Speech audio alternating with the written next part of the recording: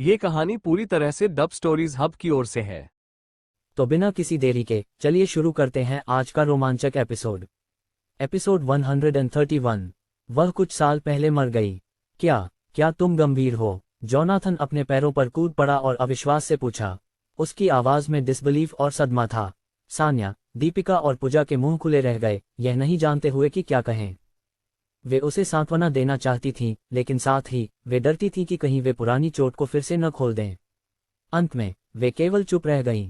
वह तब मरी जब मैं 15 साल का था, विवान ने निसंकोचता से कहा, जैसे कि उसे इसकी परवाह नहीं थी। लेकिन जो लोग सुनने में रुचि रखते थे वे उसकी आवाज से बता सकते थे कि वह इस घटना के बारे में दुखी था। लेकिन फिर भी विवान का पुरुषत्व उसे महिलाओं के सामने किसी भी प्रकार की कमजोरी दिखाने की अनुमति नहीं देता था, ये सोचते हुए कि यह 4 साल पहले की बात थी। हालांकि ये कुछ ऐसा था जो उसे दुखी करता था। ये पहले ही एक समय हो चुका था और वह इसके लिए अभ्यस्त हो गया था। जोनाथन लंबे समय तक चुप रहा। वह खाली नजरों से देखता रहा। वह खुद यह विश्वास नहीं कर पा रहा था कि उसने अभी क्या सुना। कुछ सेकंड पहले वह पूरी तरह से खुश था, सोचते हुए कि वह अपनी मां को अपनी चाची के ठिकाने के बारे में जानकारी देकर खुश करेगा। लेकिन अब वह सुनिश्चित था कि जब तक उसकी मां को यह जानकारी मिलेगी कि उसकी बहन मर गई है, वह दुखी हो जाएगी। जोनाथन इस समय उसे उस तरह का बोझ उठाने के लिए तैयार नहीं था। वह पहले से ही इस बात के बारे में बहुत दबाव में थी कि उसका बेटा हर पल जीवन के खतरों का सामना कर रहा है। इसके अलावा वह 1 साल से अधिक समय से घर से बाहर था और उसकी मां ने उसे लंबे समय से नहीं देखा था। बुरी खबर के साथ वापस जाने के बारे में सोचते ही उसके दिल में उसके लिए दर्द महसूस हुआ। एक लंबे समय के बाद उसने अपनी नजरें विवान की ओर मोड़ी। उसने सोचा कि इस समय विवान कैसा महसूस कर रहा होगा, ये देखते हुए कि वह सीधे पीड़ित था। जैसे ही माहौल गंभीर होता गया, विवान ने विषय बदलने का फैसला किया। तो तुम्हारे ऊपर हमला करने वाले लोग कौन हैं? जब जोनाथन ने देखा कि विवान इस मामले के बारे में बात नहीं करना चाहता, तो उसने प्रवाह के साथ चलने का फैसला किया। खैर, मुझे पूरा यकीन है कि वे मेरे दूसरे चाचा की तरफ से हैं। जिस घटना में तुम्हारी मां ने घर छोड़ा, उसने उसके अधिकांश योजनाओं को बर्बाद कर दिया। दूसरे शब्दों में वह वही था जिसने कुछ मां के चाचाओं और चाचियों के साथ मिलकर उसे और उसकी बहन को एक नीच व्यक्ति से शादी करने की योजना बनाई थी। और मैं इस पर क्यों यकीन कर रहा हूं? ये बस इसलिए है क्योंकि मेरी जांच अब तक उसे ही इंगित कर रही है। इसके अलावा उसके पास एक बेटा भी है जो वर्तमान में 22 साल का है और परिवार के प्रमुख के पद के लिए भी दौड़ रहा है। जोनाथन ने निष्कर्ष निकाला। उसके शब्दों के जवाब में विवान ने बस अपनी भौहें उठाईं। स्पष्ट रूप से परिवार के प्रमुख के पद के लिए उत्तराधिकारियों के बीच लड़ाई में रुचि नहीं थी। तुम भी जेज़्डा परिवार का हिस्सा हो, क्या तुम वापस आकर परिवार के प्रमुख का पद लेने की कोशिश करना चाहोगे? जोनाथन ने पूछा। क्या तुम चिंतित नहीं हो कि मैं तुम्हारा पद छीन लूंगा? विवान ने मजाक में जवाब दिया। हे, मुझे विश्वास है कि तुम मुझे हरा नहीं सकते, जोनाथन ने जवाब में हंसते हुए कहा। वैसे मुझे ऐसी चीजों में कोई दिलचस्पी नहीं है। इसके अलावा मुझे यकीन है कि जैसे ही मैं परिसर में कदम रखूंगा, कुछ लोग निश्चित रूप से मेरे खिलाफ होंगे। और जो मैं जानता हूं, वे मुझे बाहर धकेलने की कोशिश करेंगे। इसलिए मुझे लगता है कि मैं अपनी जिंदगी उसी तरह जी लूं जैसे वह है, बजाय इसके कि मैं इसमें शामिल हो जाऊं। विवान ने हाथ हिलाते हुए कहा। दीपिका, पूजा और सान्या हैरान थी कि विवान को सैकड़ों अरबों की संपत्ति के उत्तराधिकार में कोई दिलचस्पी नहीं थी। हालांकि जब देश के अन्य प्रांतों की तुलना की जाती थी तो उनके परिवार वास्तव में अच्छे थे।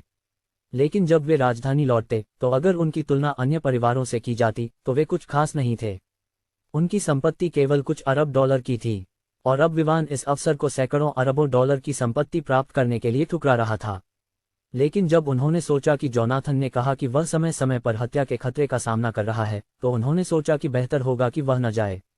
समूह ने एक दूसरे से बातचीत की। इसी बातचीत के दौरान विवान को पता चला कि दीपिका ने उसे उस व्यक्ति के रूप में क्यों समझा था जिसने उसे बचाया था।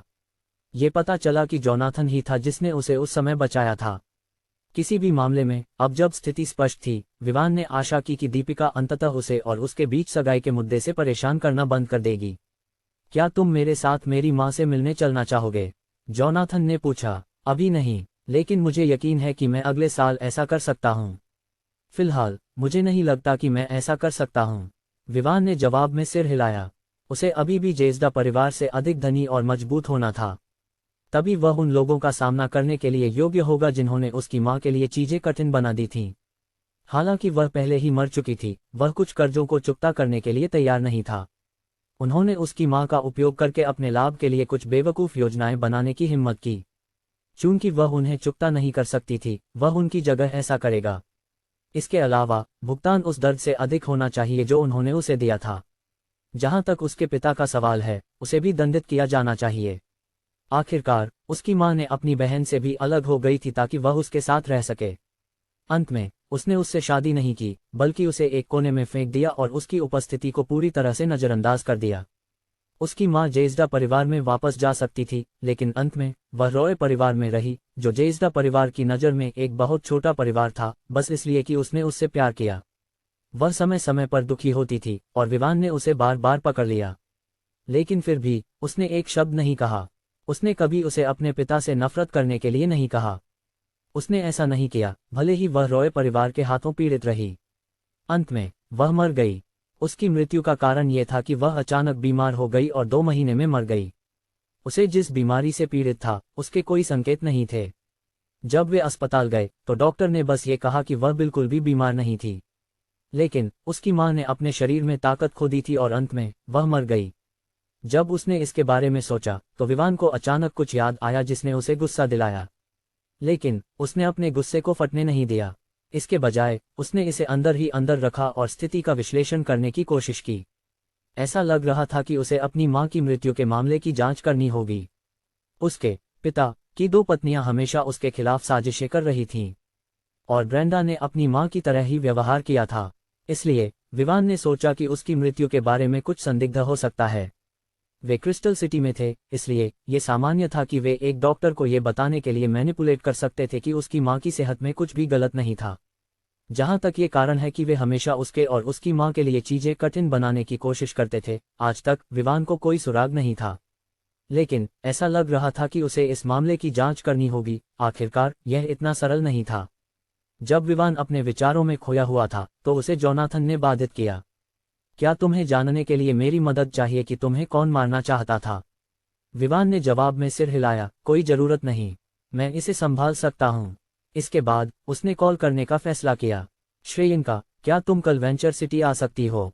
ठीक है बॉस, श्रेयंका ने जवाब दिया। हालांकि उसे पता था कि वह व्यस्त है, उसने फिर भी सोचा कि अगर वह कुछ कार्यों को आयुष और ट्रेसी को सौंप दे तो कोई हर्ज नहीं होगा। मैक्सवेल के साथ मिलकर वे कंपनियों का विलय कर सकेंगे, और अगर कोई बदलाव करने की आवश्यकता थी तो वे बाद में कर सकते थे। इसलिए विवान को इस समय अपनी जिज्ञासा को हल करना था। एक और कारण क्यों उसने श्रेयंका को आने के लिए बुलाया था, वह यह था कि वह सिस्टम के कार्य को पूरा करने के लिए समय चाहता था। अन्यथा एक दंड होने वाला था, और अगर कोई हत्यारा आने वाला था तो वह उस व्यक्ति को आसानी से संभाल सकता था। आखिरकार वह बिना किसी कारण के एक पेशेवर योद्धा नहीं था। ठीक है, फिर अगर तुम्हें लगता है कि कुछ ऐसा है जिसे तुम संभाल नहीं सकते तो मुझे बस बताना। जोनाथन ने जवाब में कंधे उचका दिए। चूंकि वे अब कुछ समय से बातचीत कर रहे थे, वे एक दूसरे के साथ परिचित हो गए थे। विवान और जोनाथन की शख्सियत एक दूसरे के विपरीत नहीं थी, इसलिए वे अच्छे दोस्त बन गए। इसके अलावा वे चचेरे भाई थे। हालांकि उनके बीच का रिश्ता अभी इतना गहरा नहीं था, लेकिन कम से कम वे अपनी माताओं के कारण एक दूसरे के लिए कुछ करेंगे। मैं अभी रिजॉर्ट वापस जा रहा हूँ, वहां मुझे अभी भी कुछ करना है, और तुम्हारी तरह अगर तुम्हें कुछ चाहिए तो जब तक मैं कर सकता हूँ मैं मदद करूंगा। विवान ने कहा, उठते हुए जाने के लिए तैयार। मैं फिर रिजॉर्ट में तुमसे मिलूंगा। जोनाथन ने सिर हिलाया। सान्या उठी और विवान के साथ कमरे से बाहर चली गई। दूसरी ओर दीपिका ये तय नहीं कर पा रही थी कि उसे जोनाथन के साथ रहना चाहिए या विवान का पीछा करना चाहिए। बातचीत के दौरान उसे एहसास हुआ कि वह दोनों को एक साथ देख रही थी। दूसरे शब्दों में, कभी कभी कुछ गुण और चरित्र लक्षण जो उसने विवान में पाए थे, जबकि अन्य जोनाथन के थे। अंत में चूंकि जोनाथन छिपा हुआ था और उसने अपनी जानकारी छिपाई थी, उसने विवान के बारे में जानकारी प्राप्त की, हालांकि ये केवल सही थी। अंत में यहाँ तक कि उसके दादा ने भी विवान के बारे में जानकारी प्राप्त की, और यही कारण था कि वे रॉय परिवार गए थे। दीपिका, क्या तुम पीछे रह सकती हो? मैं तुम्हारे साथ एक साधारण बातचीत करना चाहता हूँ। जोनाथन की आवाज उसके कानों में पहुंची, जिससे उसने अंततः रहने का फैसला किया। चूंकि दोनों के पास बात करने के लिए कुछ था, पूजा ने विवान और सान्या का पीछा करने का फैसला किया। वे अंत में रिजॉर्ट जा रहे थे, इसलिए उसे इस बात की चिंता नहीं थी कि दीपिका खो जाएगी। वह आखिरकार एक वयस्क थी। हॉस्पिटल से बाहर आने के बाद तीनों ने एक टैक्सी ली और रिजॉर्ट वापस चले गए। रास्ते में उन्होंने कुछ बातें की और मजाक किया। उन्हें रिजॉर्ट पहुंचने में ज्यादा समय नहीं लगा। जब वे वहां पहुंचे तो उन्होंने पाया कि कुछ युवा मास्टर और लेडीज उनका इंतजार कर रहे थे। उन्होंने तीनों लड़कियों को कॉल करने की कोशिश की, लेकिन या तो कॉल नहीं उठाई गई या फिर फोन बंद था। जब सान्या और पूजा युवा मास्टर और लेडीज की भीड़ को संभाल रही थीं, विवान, जो उनके साथ परिचित नहीं था, टहलने निकल पड़ा। वह जानने के लिए उत्सुक था कि वह कौन था जिसने उसे यहाँ देखा और उसे मारने के लिए किसी को भेजा।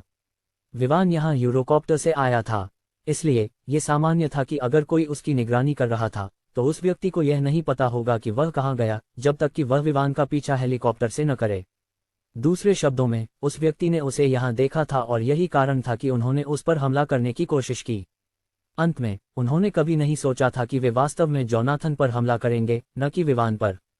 उसके पास कोई निश्चित गंतव्य नहीं था, वह बस इधर उधर घूम रहा था, ये देखने के लिए कि क्या वह उस व्यक्ति का ध्यान आकर्षित कर सकता है जिसने हत्यारे को भेजा था। हालांकि श्रेयंका उसे ये जानने में मदद कर सकती थी कि वाइपर ने किसने भेजा था जब वह वाइपर के फोन को हैक करती, लेकिन यह बुरा नहीं होगा अगर वह पहले उस व्यक्ति को ढूंढ ले। वह यहाँ आराम करने आया था, लेकिन अंत में किसी ने उसे जासूस या एक प्रलोभक में बदल दिया। जो भी हो, वह किसी भी प्रकार के खतरे को खत्म करने के लिए तैयार था, इससे पहले कि वह उन लोगों का सामना करे जो अंधेरे में छिपे हो सकते हैं। जैसे ही वह चारों ओर घूम रहा था, उसे एहसास हुआ कि कोई उसकी गतिविधियों पर नजर रख रहा था। वास्तव में उसने महसूस किया कि 3 लोग थे जो दूर से उसका पीछा कर रहे थे, और उनके आंदोलनों से विवान ये पुष्टि कर सकता था कि वे दूसरों का पीछा करने में पेशेवर थे। अगर उसके पास तेज इंद्रियां नहीं होती तो वह शायद उन्हें कभी नहीं पहचान पाता। ये जानकर कि मछली ने चारा पकड़ लिया है, विवान जंगल की ओर बढ़ा। उसे यकीन था कि अगर यह सच है कि वे उसे मारना चाहते हैं तो वे उसका पीछा करेंगे। बस 20 मिनट में वह जंगल में पहुंच गया, रिजॉर्ट से लगभग 1 किलोमीटर दूर। यहां पहुंचकर उसने कोई हरकत नहीं की और पहले उन्हें कार्रवाई करने का इंतजार किया। और बस ऐसे ही 10 मिनट बीत गए बिना किसी पक्ष के कोई हरकत किए। विवान लगभग असहिष्णु हो रहा था और उन्हें अपने छिपने के स्थान से बाहर लाने के लिए खुद को आगे बढ़ाने वाला था, जब उसने अचानक देखा कि वास्तव में एक और व्यक्ति उनकी ओर आ रहा है। ये पता चला कि वे वास्तव में किसी और का इंतजार कर रहे थे, और उनके लुक से ऐसा लग रहा था कि वे जिस व्यक्ति का इंतजार कर रहे थे वह उनका नेता था।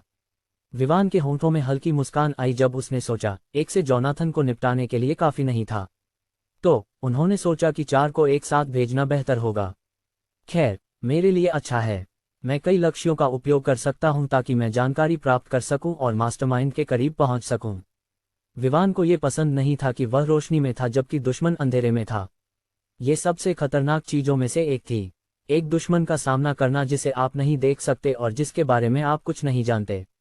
अगर दुश्मन ने कोई हरकत की तो उसके लिए इसे पूर्वानुमान करना मुश्किल होगा। इसके अलावा वह नहीं जानता होगा कि दुश्मन क्या करेगा।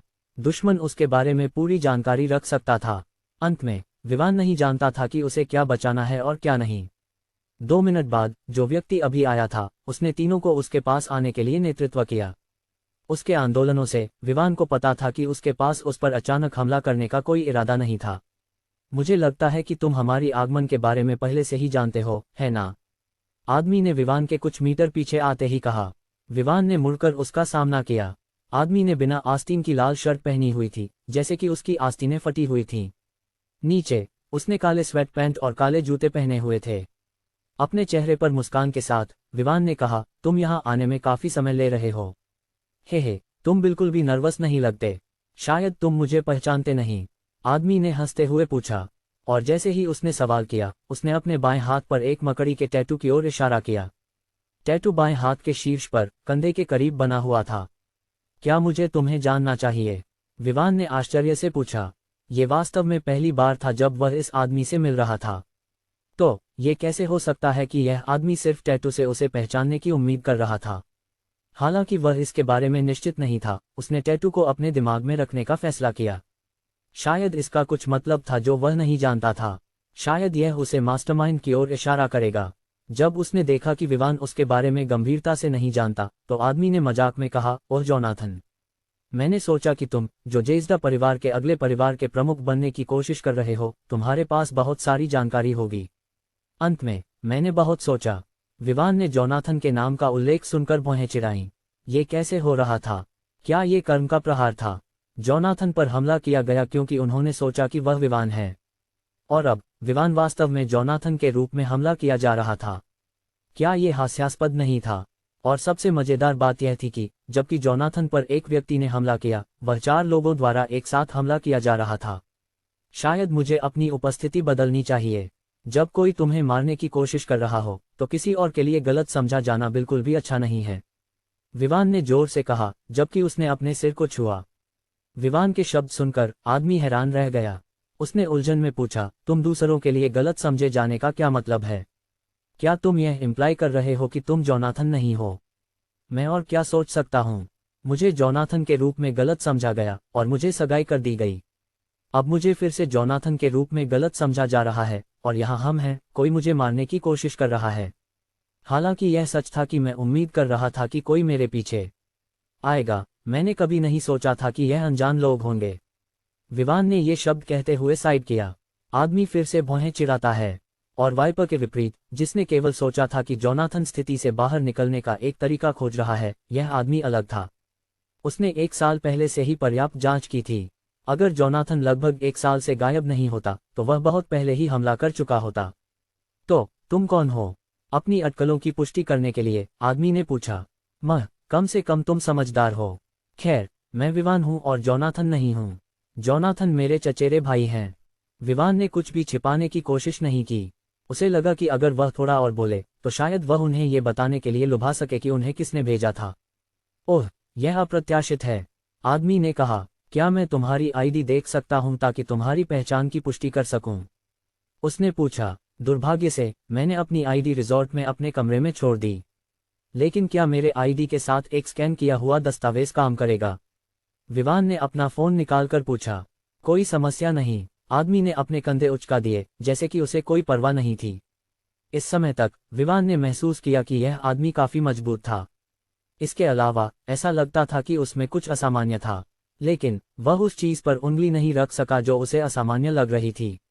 जहां तक आदमी के फोन निकालने के समय की बात थी, विवान ने विश्वास किया कि वह इस बात में काफी आत्मविश्वास रखता था कि वह उसके पास एक बंदूक होने पर भी उसे संभाल सकता है। विवान ने अपने फोन में दस्तावेजों को स्क्रॉल किया और फिर उनमें से एक का चयन किया। फिर उसने फोन आदमी की ओर फेंका। सरल आंदोलनों के साथ आदमी ने हवा में फोन को पकड़ लिया और स्क्रीन पर आईडी को देखा। विवान रॉय, मुझे लगता है कि मैं तुम्हारे बारे में थोड़ा जानता हूं। तुम उस जुड़वा के बेटे हो जो कुछ दशकों पहले घर से भाग गया था। हे, मैंने कभी नहीं सोचा था कि तुम मेरे अस्तित्व के बारे में सभी समय से जानते हो। विवान ने ये शब्द कहते हुए हंस दिया, लेकिन उसकी आंखें तब ठंडी हो गईं जब इस आदमी ने कहा कि उसे पता था कि उसकी मां वास्तव में उसे जन्म दिया था। क्या इसका मतलब ये था कि वह वास्तव में जानता था कि उसकी मां कहाँ थी? फोन लौटाते समय आदमी ने विवान की ठंडी आंखें देखीं। उसने बस हंसते हुए समझाया, इस बारे में चिंता करने की कोई जरूरत नहीं। मेरे लिए ये जानना मुश्किल नहीं है। वास्तव में जेजदा परिवार के कुछ लोग पहले से ही तुम्हारे अस्तित्व के बारे में जानते हैं, लेकिन उन्होंने कभी भी कोई कदम नहीं उठाया क्योंकि उन्होंने तुम्हारे अस्तित्व को नजरअंदाज करने का फैसला किया। विवान का चेहरा और भी गहरा हो गया। उसे यहाँ कुछ गड़बड़ लग रही थी, और उसे इस आदमी से जितनी जानकारी मिल सके उतनी प्राप्त करनी होगी।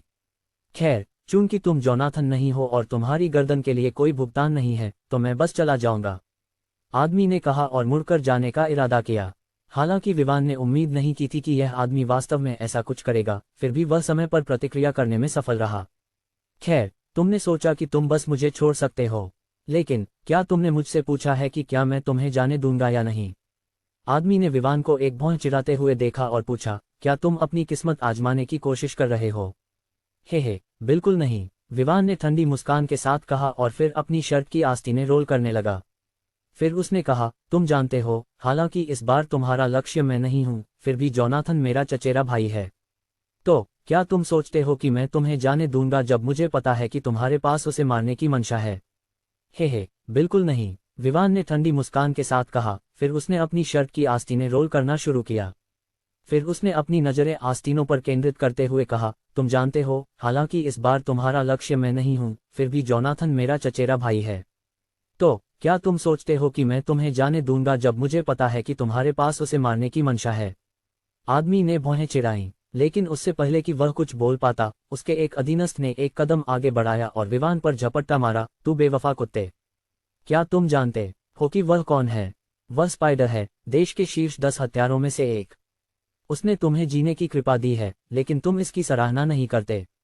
क्या तुम? उस आदमी के कहने से पहले ही विवान ने उसे रोकते हुए कहा, अगर तुम अपने कुत्ते को काबू में रख सको तो अच्छा होगा, वरना जब वह मरा हुआ मिले तो तुम दूसरों को दोष नहीं दे सकते। विवान का सामान्य रवैया स्पाइडर को सतर्क कर गया, लेकिन हालांकि वह सतर्क था, यह इतना नहीं था कि वह वास्तव में लड़ाई के लिए तैयार हो जाए। इसके बजाय वह बस विवान की गतिविधियों पर ध्यान देने लगा। हालांकि वह विवान के अस्तित्व के बारे में जानता था, लेकिन वह उसे अच्छी तरह से नहीं जानता था। उसने जोनाथन के गायब होने के बाद लगभग 6 महीने पहले उसकी जांच करना बंद कर दिया था, और सभी जांचों से उसने पाया कि विवान बस एक परेशान किशोर था। इस समय उसे जो आत्मविश्वास मिला था उसके बारे में वह निश्चित नहीं था। फिर भी वह यकीन कर रहा था कि वह ऐसे युवा के साथ आसानी से निपट सकता है। खैर, तुम्हें इस बारे में चिंता करने की जरूरत नहीं है। आखिरकार तुम शायद मेरे कुत्तों को कम आंक रहे हो, स्पाइडर ने मुस्कुराते हुए कहा। क्या ऐसा है? लेकिन मैं सीधे कुत्ते के मालिक से निपटना चाहूंगा, बजाय इसके कि भीड़ के माध्यम से जाऊं, विवान ने कहा। फिर उसने स्पाइडर को बोलने का मौका दिए बिना जारी रखा। ये सच है कि मैं तुम्हें बिल्कुल नहीं जानता, लेकिन कुछ तथ्य हैं जो मुझे तुम्हें यहाँ रोकने के लिए मजबूर करते हैं, क्योंकि तुम्हारे पास अभी भी कुछ सवालों के जवाब देने हैं। इसके अलावा सिर्फ ये सोचकर कि तुम मेरे चचेरे भाई को मारने की योजना बना रहे हो, मुझे वास्तव में खुशी नहीं मिलती। मैं तुम्हें जीने देना चाहूंगा, लेकिन ऐसा लगता है कि यह संभव नहीं है, क्योंकि तुम बस एक पतंगे की तरह हो। खैर, मुझे बस अतिरिक्त काम के लिए जब मैं वापस जाऊंगा तो और अधिक बोनस का दावा करना होगा, स्पाइडर ने कहा, और फिर उसने अपने एक अधीनस्थ को कार्रवाई करने का इशारा किया। कोई समस्या नहीं, मैं वास्तव में तुम्हें यहाँ हमेशा के लिए रोकना चाहूंगा, लेकिन मेरे पास अभी भी तुम्हारी कुछ उपयोगिता है, विवान ने कहा। और जैसे ही उसने बात खत्म की, स्पाइडर का एक अधीनस्थ पहले से ही उसकी ओर बढ़ रहा था और एक पंच फेंका। इस आदमी की गति सामान्य वयस्क से अधिक थी, लेकिन विवान के सामने ये कुछ भी नहीं था। वह बस वही खड़ा रहा, कोई हरकत नहीं की। उसकी नजरें अभी भी स्पाइडर पर थीं। हालांकि वह जानता था कि यह आदमी मजबूत है, लेकिन उसे यकीन था कि यह ज्यादा नहीं है। अन्यथा अगर यह व्यक्ति वास्तव में उससे मजबूत होता तो विवान को यकीन था कि सिस्टम ने उसे एक मिशन दिया होता और पहले से ही उसे इनाम दिया होता। खैर, जब तक सिस्टम एक ही समय में 2 कार्य नहीं दे सकता, ये वास्तव में खेदजनक होगा। जो आदमी विवान पर हमला कर रहा था, उसने देखा कि विवान ने अभी तक प्रतिक्रिया नहीं दी है, जबकि उसका पंच पहले से ही उसके चेहरे की ओर बढ़ रहा था। उसने सोचा कि विवान डर के मारे जम गया है, इसलिए उसने मुस्कुराते हुए सोचा कि वह सामने खड़े आकर्षक चेहरे को तोड़ देगा। जैसे ही पंच विवान के चेहरे के करीब आया, विवान ने अंततः प्रतिक्रिया दी। तेज गति से उसने उस आदमी की ओर एक थप्पड़ फेंका। पार पार पार, जंगल में एक थप्पड़ की आवाज गूंज उठी और ये कुछ बार गूंजा, और जिस आदमी को उसके दाहिने गाल पर थप्पड़ मारा गया था वह 270 डिग्रीज की साइडवेज फ्लिप करने के लिए मजबूर हो गया, इससे पहले कि उसका सिर जमीन पर लगे। जैसे ही विवान का हाथ जुड़ा और उसमें बल स्थानांतरित हुआ, उस आदमी ने कुछ दांत खो दिए और जमीन पर गिरने से पहले ही बेहोश हो गया। स्पाइडर के पीछे खड़े 2 आदमी, जो विवान को पीटते हुए देखने की उम्मीद कर रहे थे, जब उन्होंने देखा कि उनका साथी बस हवा में पलट गया तो वे दंग रह गए। उनके मुंह खुले रह गए जब उन्होंने विवान को अविश्वास से देखा। फिर उन्होंने उस आदमी की ओर देखा जो पहले से ही जमीन पर था, वह पहले से ही बेहोश था। उन्होंने तुरंत कड़ी निगल ली, खासकर उस आदमी ने जो पहले विवान पर चिल्ला रहा था। उन्होंने ये भी नहीं देखा कि वास्तव में ये कैसे हुआ। उन्होंने देखा कि पंच विवान के चेहरे को मारने वाला था, लेकिन अगले ही सेकंड में उनका साथी नीचे गिर गया जब उन्होंने थप्पड़ की आवाज सुनी। दूसरी ओर स्पाइडर ने विवान के हाथ को धुंधला होते हुए देखा, लेकिन वह खुद ये नहीं देख सका कि ये कैसे हुआ, क्योंकि वह भी विवान के हाथ की गति को नहीं पकड़ सका। ये जानकर कि उसके अन्य अधीनस्थ विवान का सामना नहीं कर सकते, उसने खुद आगे बढ़ने का फैसला किया। हालांकि वह ये देखकर हैरान था कि विवान इतना मजबूत था, लेकिन उसने नहीं सोचा कि विवान उससे मजबूत था। जब स्पाइडर ने अंततः खुद से आगे बढ़ने का फैसला किया, विवान ने मुस्कुराते हुए कहा, मुझे दिखाओ कि तुम्हारे पास क्या है। मुझे उम्मीद है कि तुम मुझे पूरी ताकत से लड़ने पर मजबूर कर सकोगे। मैं अभी भी जानना चाहता हूं कि इस बार मेरी सीमा क्या है। जैसे ही उसने ये कहा, उसने लड़ाई के लिए खुद को तैयार किया। लेकिन अंत में जब उसने स्पाइडर की गति और आंदोलनों को देखा तो वह अपने दिल में शिकायत करने से नहीं रोक सका, आगे आओ। यह आदमी शौकिया कैसे हो सकता है? इतनी बड़ाई के साथ मैंने सोचा कि वह वास्तव में मेरे साथ मुकाबला करेगा और मुझे एक असली लड़ाई का अनुभव कराएगा। क्या निराशा है। विवान की पेशेवर लड़ाकू क्षमता केवल इस बात का मामला नहीं था कि उसके पास 5 पुरुषों की ताकत थी, बल्कि यह एक पेशेवर लड़ाकू की ताकत और लड़ाई का अनुभव भी था। इसलिए वह आसानी से बता सकता था कि स्पाइडर लड़ाई में एक नौसिखिया था। हालांकि उसके पास कुछ ताकत हो सकती थी, वह विवान का सामना करने के लिए बहुत कमजोर था। अगर विवान 5 पुरुषों का संयोजन था, तो स्पाइडर वास्तव में 2 और आधे पुरुषों का संयोजन था। और उसकी लड़ाई की क्षमताएं, हालांकि एक हत्यारे के रूप में स्पाइडर ने कई जीवन और मृत्यु की स्थितियों का अनुभव किया था, उसकी क्षमताएं विवान की नजरों में अभी भी निम्न थीं। जब स्पाइडर ने देखा कि विवान अब उसे गंभीरता से नहीं ले रहा है, हालांकि वह हमेशा अपनी भावनाओं को नियंत्रित करने में अच्छा था, स्पाइडर विवान पर गुस्सा होने से नहीं रोक सका। ठीक उसी क्षण उसने तय किया कि वह विवान को एक क्रूर मौत देने के लिए सुनिश्चित करेगा, क्योंकि उसने उस पर तिरस्कार किया था। जब उसने इसके बारे में सोचा, उसकी आंखें अत्यधिक ठंडी हो गईं और उसकी हत्या की मंशा हवा में फैल गई। फिर उसने तुरंत विवान पर एक किक मारी, सोचते हुए कि अगर वह उस मौके का फायदा उठा सके जब विवान अभी भी उसे कम आंक रहा था, तो वह उसे बहुत नुकसान पहुंचा सकता है।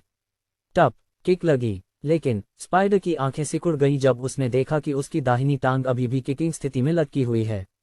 इस समय उसकी किक, जो बहुत शक्ति से भरी हुई थी, वास्तव में लक्ष्य पर लगी थी, क्योंकि लक्ष्य हिला नहीं। लेकिन टांग वास्तव में विवान के हाथ में लगी, जिसने आसानी से किक को ब्लॉक कर दिया, जैसे कि किक के पीछे कोई शक्ति नहीं थी। विवान ने मुस्कुराते हुए अपनी उंगलियां मोड़ी और स्पाइडर की टांग को पकड़ लिया। स्पाइडर अपनी टांग को वापस खींचना चाहता था, लेकिन यह बहुत देर हो चुकी थी, क्योंकि विवान ने पहले ही कार्रवाई की थी। अपने बाएं हाथ में कुछ ताकत डालते हुए विवान ने स्पाइडर को अपनी टांग से खींचा और फिर उसे फेंक दिया। अपनी ताकत के साथ उसके लिए एक आदमी को फेंकना मुश्किल नहीं था। स्पाइडर ने उम्मीद नहीं की थी कि विवान ऐसा कुछ करेगा, और जब उसने देखा कि वह एक पेड़ से टकराने वाला है, तो उसने तुरंत अपने हाथों से अपने सिर की रक्षा करने की कोशिश की। बंद थर्ड जिस गति से उसे फेंका गया वह इतनी तेज थी कि जैसे ही उसका शरीर पहले पेड़ की छाल से टकराया, एक टकराने की आवाज आई और फिर वह जमीन पर गिर गया। इस क्षण में स्पाइडर ने समझा कि किसी से डरने का क्या मतलब होता है। एक हाथ से 60 किलोग्राम से अधिक वजन के आदमी को फेंकने की क्षमता और इसे आसानी से करने की क्षमता, विवान वास्तव में किस प्रकार की ताकत रखता था। इस समय स्पाइडर महसूस कर रहा था कि उसे चोट लगी है और उसकी लड़ाई की ताकत बहुत कम हो गई है। उसे महसूस हुआ कि उसकी रीढ़ की हड्डी में चोट लगी है और हर साधारण हरकत करने पर उसे बहुत दर्द हो रहा है। जब विवान ने देखा कि स्पाइडर वास्तव में खड़ा होने के लिए संघर्ष कर रहा है, तो उसने मुस्कुराते हुए कहा, अगर तुम वास्तव में देश के शीर्ष 10 हत्यारों में से एक हो, तो तुम एक निराशा हो। तुम इतने कमजोर हो कि तुम मेरी एक चाल से ही गिर पड़े।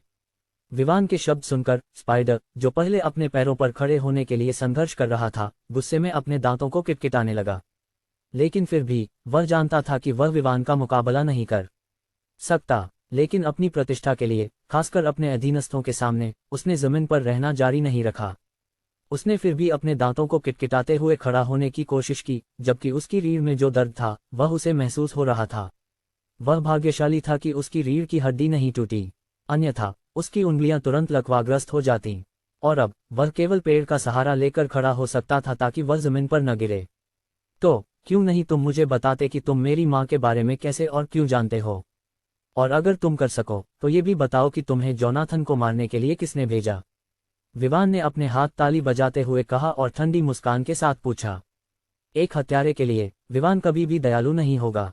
अगर उसे पहली बार मारना पड़ा तो वह निश्चित रूप से बिना किसी हिचकिचाहट के ऐसा करेगा। आखिरकार अगर उसने नहीं मारा तो वह खुद मारा जाएगा। इसके अलावा कौन यह सुनिश्चित कर सकता है कि इस आदमी को भविष्य में उसे या उसके प्रियजनों को मारने का मिशन नहीं दिया जाएगा? इसलिए उसने भविष्य में आने वाले खतरों को छोड़ने की हिम्मत नहीं की, जिससे उसे अपने निर्णयों पर पछतावा हो। छोड़ दो, मैं तुम्हें कुछ नहीं बताने वाला। अभी भी बहुत दर्द में, स्पाइडर ने जवाब दिया। ठीक है, चलो देखते हैं कि क्या ये तुम्हें बोलने पर मजबूर करेगा, विवान ने कहा और फिर उस आदमी के गर्दन पर पैर रखा जो पहले से ही बेहोश था। क्रैक, हड्डियों के टूटने की आवाज सुनाई दी जब विवान ने उस आदमी की गर्दन को कुचल दिया, उसकी जिंदगी समाप्त कर दी। स्पाइडर ने कभी उम्मीद नहीं की थी कि विवान उसके लिए ऐसा कदम उठाएगा। उसके साथ जो 3 लोग थे, वे वास्तव में वे थे जिन्हें उसने वर्षों से प्रशिक्षित किया था। जब उसने महसूस किया कि वे अच्छे हैं, तो वह उन्हें उन मिशनों पर ले जाता था जो खतरनाक नहीं होते थे। वे वही थे जो पहले उसका पीछा करते थे और उसे सूचित करते थे। अगर प्रतिकूलता कमजोर होती तो वह उन्हें काम पूरा करने देता। इसलिए इस समय तक उसने उनके साथ कुछ अच्छे संबंध विकसित किए थे और वे उसके लिए परिवार की तरह थे। उनमें से एक की मौत देखकर वह दुखी और गुस्से में था। अब क्या तुम बात कर सकते हो? विवान की आवाज उसके कानों में गूंज गई। अब क्या तुम बात कर सकते हो? विवान की आवाज उसके कानों में गूंज गई। दूसरे दो अधीनस्थों को इस समय ये नहीं पता था कि क्या करना है। उनके मन में अराजकता थी। डर के अलावा वे ये नहीं समझ पा रहे थे कि उन्हें क्या करना चाहिए। उन्हें जितना हो सके दूर भागने की इच्छा थी, लेकिन अंत में उनके प्रति स्पाइडर की वफादारी ने उन्हें संकोच में डाल दिया। स्पाइडर ही था जो उनकी देखभाल कर रहा था। उसने उन्हें उनके सबसे बुरे हालात में बचाया था, इसलिए वे उसे छोड़ने के लिए तैयार नहीं थे। हालांकि वे जानते थे कि वे विवान का मुकाबला नहीं कर सकते, ये देखते हुए कि वह आसानी से स्पाइडर को हरा सकता था, जो उनके लिए एक सर्वोच्च प्राणी की तरह था। जब विवान ने देखा कि स्पाइडर कुछ नहीं कह रहा है, तो उसने अपनी नजरें वहां खड़े दो पुरुषों पर डाल दी, जो अभी भी ये नहीं समझ पा रहे थे कि क्या करना है। विवान के कार्यों को देखकर स्पाइडर घबरा गया और पूछा, क्या तुम मुझसे वादा कर सकते हो कि तुम उन्हें तब तक जिंदा रखोगे जब तक मैं तुम्हें जानकारी दूं? विवान ने उसकी ओर देखा और कहा, मैं ऐसा क्यों करूंगा कि जो चीज मुझे फिर से काटने आएगी? मैं पहले से ही उनके प्रति नफरत देख सकता हूँ। क्या तुम सोचते हो कि उन्हें जिंदा छोड़कर मैं उन्हें मुझसे प्यार करने या इस घटना को भुलाने पर मजबूर कर सकता हूँ?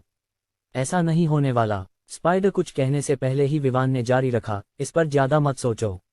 इसके अलावा मुझे नहीं लगता कि तुम मुझसे सौदेबाजी की स्थिति में हो। मैं तुम्हें केवल यह वादा कर सकता हूं कि तुम सभी को एक तेज और दर्द रहित मौत मिलेगी। स्पाइडर का दिल बैठ गया। उसने वास्तव में इन तीनों को अपने साथ लाया था क्योंकि उसने सोचा था कि मिशन सरल होगा। अंत में उसने उन्हें मौत के मुंह में डाल दिया। हालांकि उसने सोचा कि अंत में वे सभी मर जाएंगे, चाहे उसने जानकारी दी हो या नहीं। उसने सोचा कि अगर वे दोनों एक साधारण और दर्द रहित मौत मर सके तो यह अच्छा होगा, बजाय एक क्रूर मौत के। विवान की ठंडी आंखों को देखकर और यह देखकर कि उसने बिना किसी हिचकिचाहट के उनमें से एक को मार डाला, इसका मतलब था कि वह वास्तव में जो कहा था वह करेगा। दूसरी ओर यह नहीं था कि विवान एक क्रूर और निर्दयी व्यक्ति था, बल्कि ये सिर्फ इतना था कि अगर कुछ ऐसा था जो उसे गुस्सा दिलाता तो वह उसकी मां को नुकसान पहुंचाने से संबंधित होता। एक हत्यारे के पास उसकी मां के बारे में जानकारी होना निश्चित रूप से कुछ अच्छा नहीं था। वह निश्चित रूप से मारने के लिए तैयार होगा जब तक कि उसे ऐसा करने की आवश्यकता थी। और दूसरे आदमी को मारने के बाद उसने इसके बारे में ज्यादा नहीं सोचा। वह एक ऐसा व्यक्ति था जिसके हाथों पर कई निर्दोष लोगों का खून था, इसलिए उसे खत्म करना गलत नहीं होगा। ठीक है, मैं तुम्हें बताऊंगा। जो मुझे जोनाथन को मारने के लिए भेजा गया था, वह तुम्हारा दूसरा चाचा है। वह चाहता है कि उसका बेटा 5 साल में परिवार का प्रमुख बने। और तुम्हारी मां के बारे में जानकारी कैसे मिली, ये भी तुम्हारे दूसरे चाचा के कारण है। स्पाइडर ने समझाना शुरू किया। उसके शब्द टूट रहे थे क्योंकि वह जो दर्द महसूस कर रहा था उसे सहन करने की कोशिश कर रहा था। उसे तुम्हारी मां के बारे में बहुत समय पहले से पता था, और अगर मैं गलत नहीं हूं तो वह उसकी मौत में भी शामिल हो सकता है। स्पाइडर ने जारी रखा। जब विवान ने सुना कि उसके दूसरे चाचा उसकी मां की मौत में शामिल हो सकते हैं तो उसका चेहरा और भी ठंडा हो गया। उसने अभी अभी महसूस किया था कि उसकी मां की मौत में कुछ गड़बड़ हो सकती है। अंत में, हालांकि ये 100% पुष्टि नहीं थी, कम से कम उसकी भागीदारी वहां थी। कुछ और? विवान ने पूछा, ये जानकर कि यह अंत की ओर बढ़ रहा है। स्पाइडर ने सिर हिलाया और कहा, कुछ खास नहीं, बस अपना वादा निभाना। जब देखा कि कहने के लिए कुछ नहीं है, विवान ने तुरंत कार्रवाई की।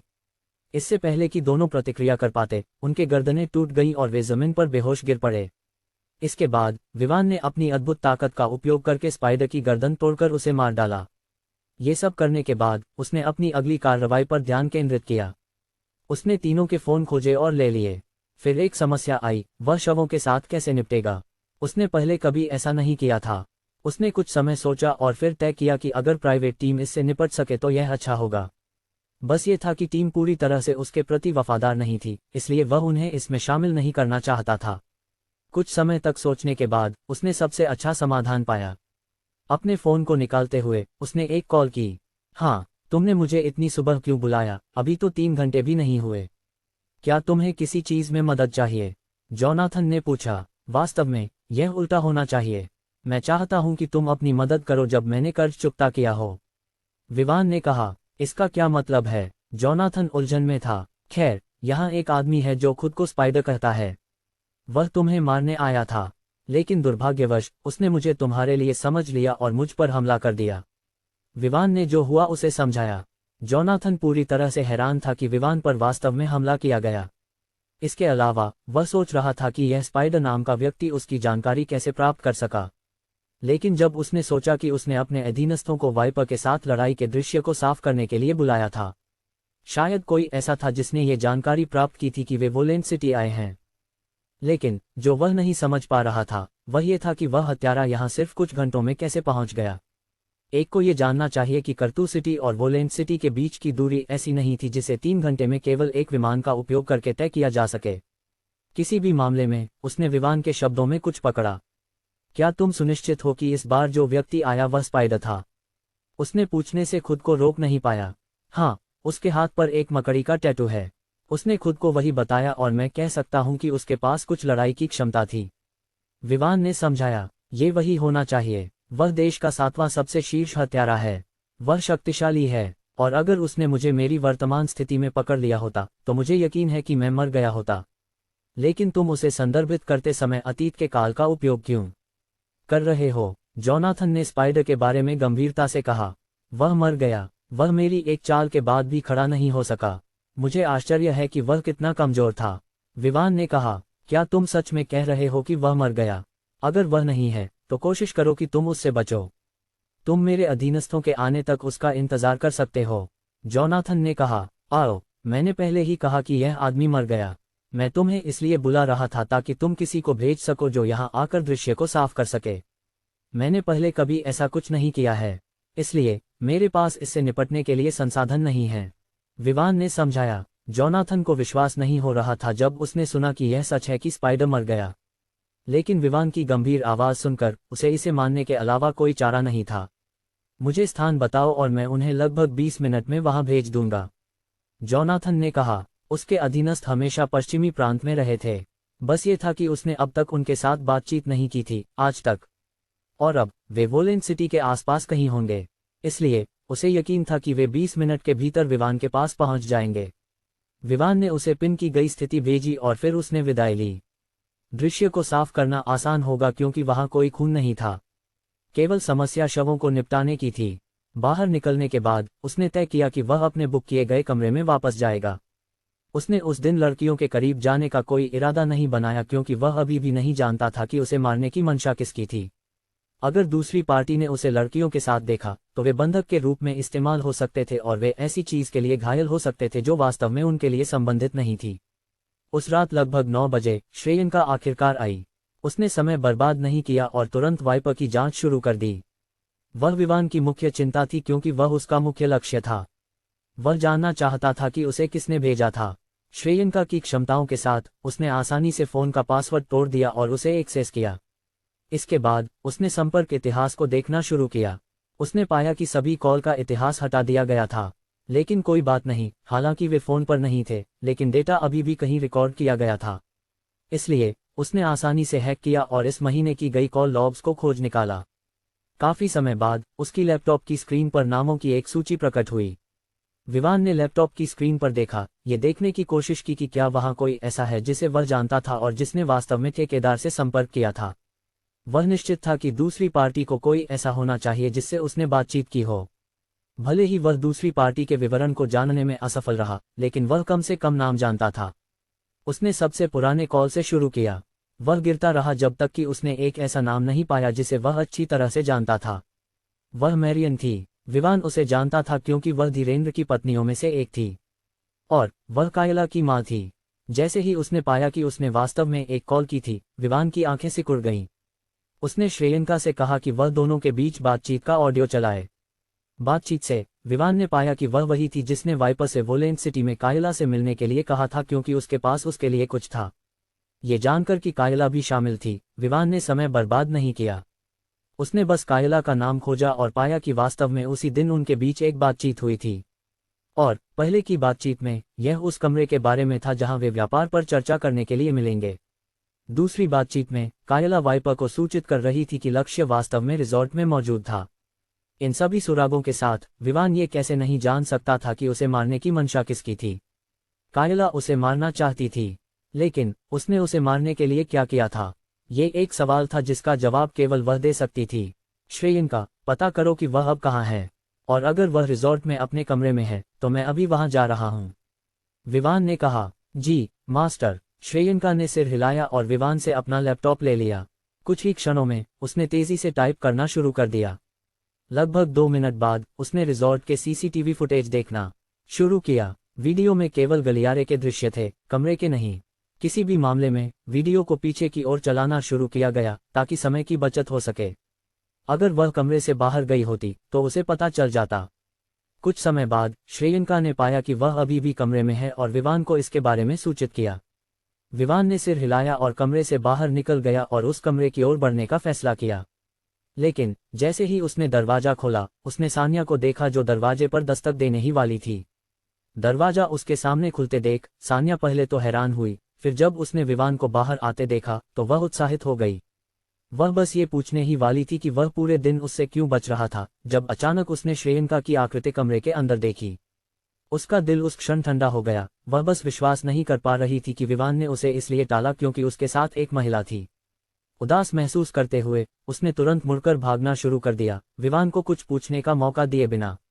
विवान हैरान रह गया, ये सोचते हुए कि क्या हो रहा है। सान्या एक पल में मुस्कुरा रही थी और अगले ही पल वह लाल आंखों के साथ भाग गई। यह नहीं जानकर कि उसने क्या गलत किया, विवान ने सिर हिलाया और श्रेयंका को बुलाया। श्रेयंका, क्या तुम उसके पास जा सकती हो जब तक मैं वापस नहीं आता? मैं ज्यादा समय नहीं लूंगा। ठीक है मास्टर। श्रेयंका ने सहमति दी और फिर सान्या का पीछा करते हुए वहां से चली गई। अपनी गति और कौशल के साथ वह आसानी से उसकी रक्षा कर सकती थी और सुनिश्चित कर सकती थी कि सान्या अंधेरे से सुरक्षित है। श्रेयंका को जाते हुए देखकर विवान का चेहरा थोड़ा आराम से हो गया। फिर वह बाहर निकला और ऊपर की मंजिल की ओर बढ़ा। वह उस कमरे की ओर जा रहा था जहां कायला ठहरी हुई थी। कुछ ही समय बाद वह कमरे नंबर 1278 के सामने पहुंच गया। गहरी सांस लेकर और यह सुनिश्चित करते हुए कि उसकी सभी भावनाएं सही जगह पर हैं, उसने दरवाजे पर दस्तक दी। फिर उसने दरवाजे की ओर बढ़ते कदमों की आवाज सुनी। फिर एक क्लिक के साथ दरवाजा अनलॉक हुआ लेकिन नहीं खोला गया। जो जानकारी उसे मिली थी उसके अनुसार विवान जानता था कि वाइपर को आज रात आना था जब वह मिशन पूरा कर लेगा। इसलिए विवान ने बिना हिचकिचाहट के दरवाजा खोला और अंदर चला गया। तुम कितने कुशल हो वाइपर। तुमने ठीक उसी तरह व्यापार पूरा किया जैसा तुमने कहा था। मुझे लगता है कि मुझे चिंता करने की कोई जरूरत नहीं थी। पीछे देखे बिना कायला जो गुलाबी पजामे में थी, जो उसकी कर्व्स को उजागर कर रहा था, सोफे की ओर बढ़ी। विवान ने कुछ नहीं कहा और बस उसके पीछे चला गया। उसने पुष्टि कर ली थी कि वह वास्तव में वही थी जिसने उसे मारने की योजना बनाई थी। लेकिन वह जानना चाहता था कि क्यों। तुम इतनी चुप क्यों हो? कायला ने कहा, लेकिन वह वाक्य बीच में ही रुक गई जब उसने देखा कि वाइपर के बजाय विवान अंदर आया है। उसका चेहरा बदल गया लेकिन उसने फिर भी एक मुस्कान खींचने की कोशिश की और आश्चर्य से पूछा, ओह विवान, तुम यहाँ क्या कर रहे हो? मुस्कान नकली थी लेकिन उसकी आवाज में आश्चर्य वास्तविक था। वह पूरी तरह से हैरान थी कि विवान यहाँ आया है, वाइपर के बजाय। और वह तो मर चुका था, लेकिन वह उसके सामने जीवित खड़ा था। एक और बात जो वह समझ नहीं पा रही थी वह ये थी कि विवान को ये कैसे पता चला कि वह कहाँ ठहरी हुई थी। उसके अनुसार भले ही विवान को पता होता कि वह कहाँ है, वह उससे मिलने नहीं आता, खासकर रात में। क्या कुछ हुआ है? क्या वाइपर ने मुझे धोखा दिया है?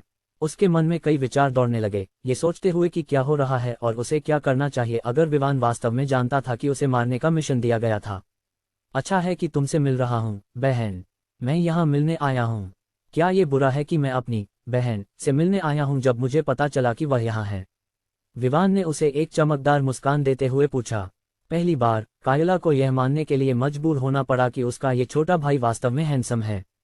लेकिन इस क्षण में उसका दिल तेजी से धड़क रहा था। उसे पता था कि कुछ गलत है। विवान ने उसे 10 साल की उम्र के बाद से कभी बहन नहीं कहा। अचानक उसे बहन कहने का मतलब था कि कुछ सही नहीं था। इसके अलावा ये 1 दशक से अधिक समय में पहली बार था जब उसने विवान को इतनी चमकीली मुस्कान के साथ देखा। लेकिन वह अभी भी देख सकती थी कि हालांकि विवान मुस्कुरा रहा था, उसकी मुस्कान उसकी आंखों तक नहीं पहुंच रही थी। तुम्हारे लिए ऐसा करना बुरा नहीं है, लेकिन तुमने ये कैसे जाना कि मैं यहाँ हूँ? कायला ने अपने धड़कते दिल को शांत करने की कोशिश करते हुए पूछा।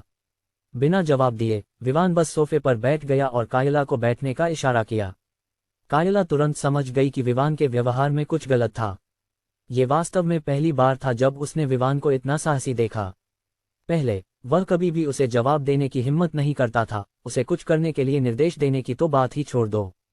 और हालांकि यह सच था कि वह कभी कभी जवाब दे सकता था, ये केवल कुछ दुर्लभ अवसरों पर ही होता था।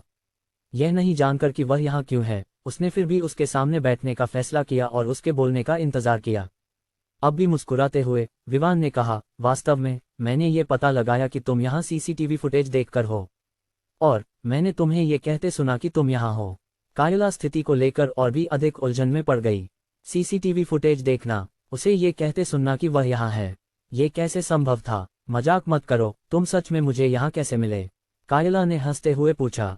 उसने अपनी सामान्य निर्दोष अभिव्यक्ति को बनाए रखा। खैर, यह सच है, मैंने तुम्हें किसी को वाइपर कहकर ये कहते सुना कि वह इस कमरे में तुम्हें खोजने आया है, और ये सुनिश्चित करने के लिए कि तुम यहाँ हो, मुझे रिजॉर्ट के फुटेज को देखना पड़ा ताकि मैं तब न आऊं जब तुम वहां नहीं हो। विवान ने धैर्यपूर्वक समझाया। जब उसने विवान के शब्द सुने तो कायला का मुस्कुराता चेहरा ठंडा पड़ गया। उसने विवान को आश्चर्यचकित होकर देखा, यह नहीं जानते हुए कि क्या कहना है। इस समय उसका दिल तेजी से धड़क रहा था, वह नहीं जानती थी कि उसे क्या करना चाहिए। अगर विवान को उसके और वाइपर के बारे में पता था, तो इसका मतलब था कि वह वास्तव में जानता था कि वह उसे मारना चाहती थी। और अब वह यहाँ उसकी हत्या के कारण की पुष्टि करने आया था, या वह बस ये सुनिश्चित करने आया था कि वह वास्तव में इसके पीछे थी। कमजोरी न दिखाने की कोशिश करते हुए उसने पूछा, वाइपर कौन है जिसके बारे में तुम बात कर रहे हो? उसने सवाल खत्म करते ही अचानक महसूस किया कि उसने एक गलती की है। हे, क्या तुम कुछ व्यवहारिक सोच सकती हो? जब मैं अंदर आ रहा था, मैंने तुम्हें ये कहते सुना कि वाइपर कुशल था और उसने समय पर काम पूरा कर लिया। अब तुम वाइपर को नहीं जानती? विवान ने हंसते हुए पूछा। ये स्थिति से बाहर निकलने का कोई रास्ता न देखकर कायला ने अंततः अपनी दूसरी तरफ का चेहरा दिखा दिया। उसकी आंखें ठंडी और लगभग उदासीन थी जब उसने विवान को घूरा। तुम क्या चाहते हो विवान? बस सीधे मुद्दे पर आओ और गोल गोल बातें करना बंद करो, उसने कहा। उसकी आवाज अब पहले की तरह चंचल नहीं थी। मुझे अच्छा लगता है कि तुम अब मुझे असली तुम दिखा रही हो, बहन। तो क्यों न तुम मुझे बताओ कि तुम मुझे क्यों मारना चाहती हो? जितना मुझे याद है, ऐसा कोई समय नहीं था जब हम टकराए हों कि ये स्थिति पैदा हो जाए जहां तुम मुझे मारना चाहोगी। विवान ने अब मुस्कुराते हुए नहीं बल्कि गंभीरता से पूछा। उसकी आवाज ठीक उसकी तरह बेहद ठंडी थी। बस इतना था कि उसकी आवाज कई गुना ठंडी थी, जिससे कायला को थोड़ी सिहरन महसूस हुई। मुझे पता है कि तुम शायद यह नहीं जानते, लेकिन असली कारण कि मैं तुम्हें मारना चाहती हूँ बस ये है कि मैं नहीं चाहती कि तुम उस सिन्हा परिवार की लड़की से शादी करो। बस इतना ही, कायला ने कहा। विवान ने उसे आश्चर्य से देखा। फिर उसने पूछा, और तुम मुझ पर निशाना क्यों साध रही हो, बजाय इसके कि सगाई के आरंभकर्ता पर निशाना साधो?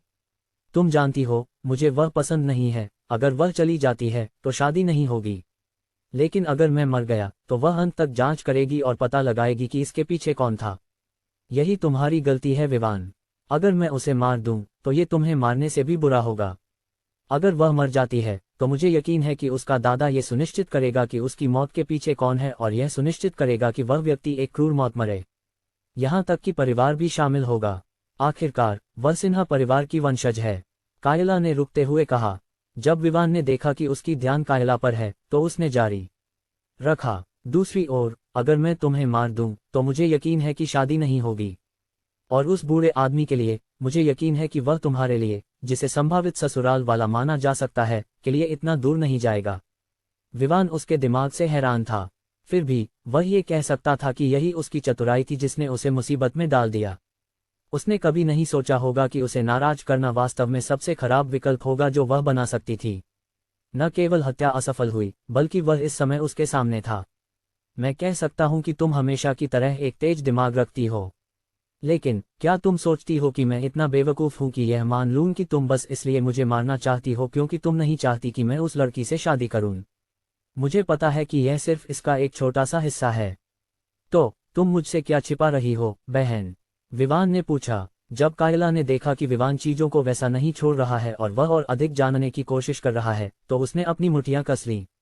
और हर बार जब उसने उसे बहन कहकर बुलाया तो उसे उसकी आवाज में ठंडक महसूस हुई। अपनी हिम्मत जुटाते हुए उसने अपनी हरी आंखें उठाईं और उसकी नीली आंखों में गहराई से घूरा। फिर उसने पूछा, मैं तुम्हें कुछ नहीं बताने वाली, तो तुम इसके बारे में क्या करने वाले हो? अपने साहस को जुटाते हुए उसने अपनी हरी आंखें उठाईं और विवान की नीली आंखों में गहराई से घूरा। फिर उसने पूछा, मैं तुम्हें कुछ नहीं बताने वाली, तो तुम इसके बारे में क्या करने वाले हो? विवान बिल्कुल भी गुस्सा नहीं हुआ। उसने सामने बैठी कायला की ओर देखा और मुस्कुराया। यह मुस्कान कायला को चौंका गई।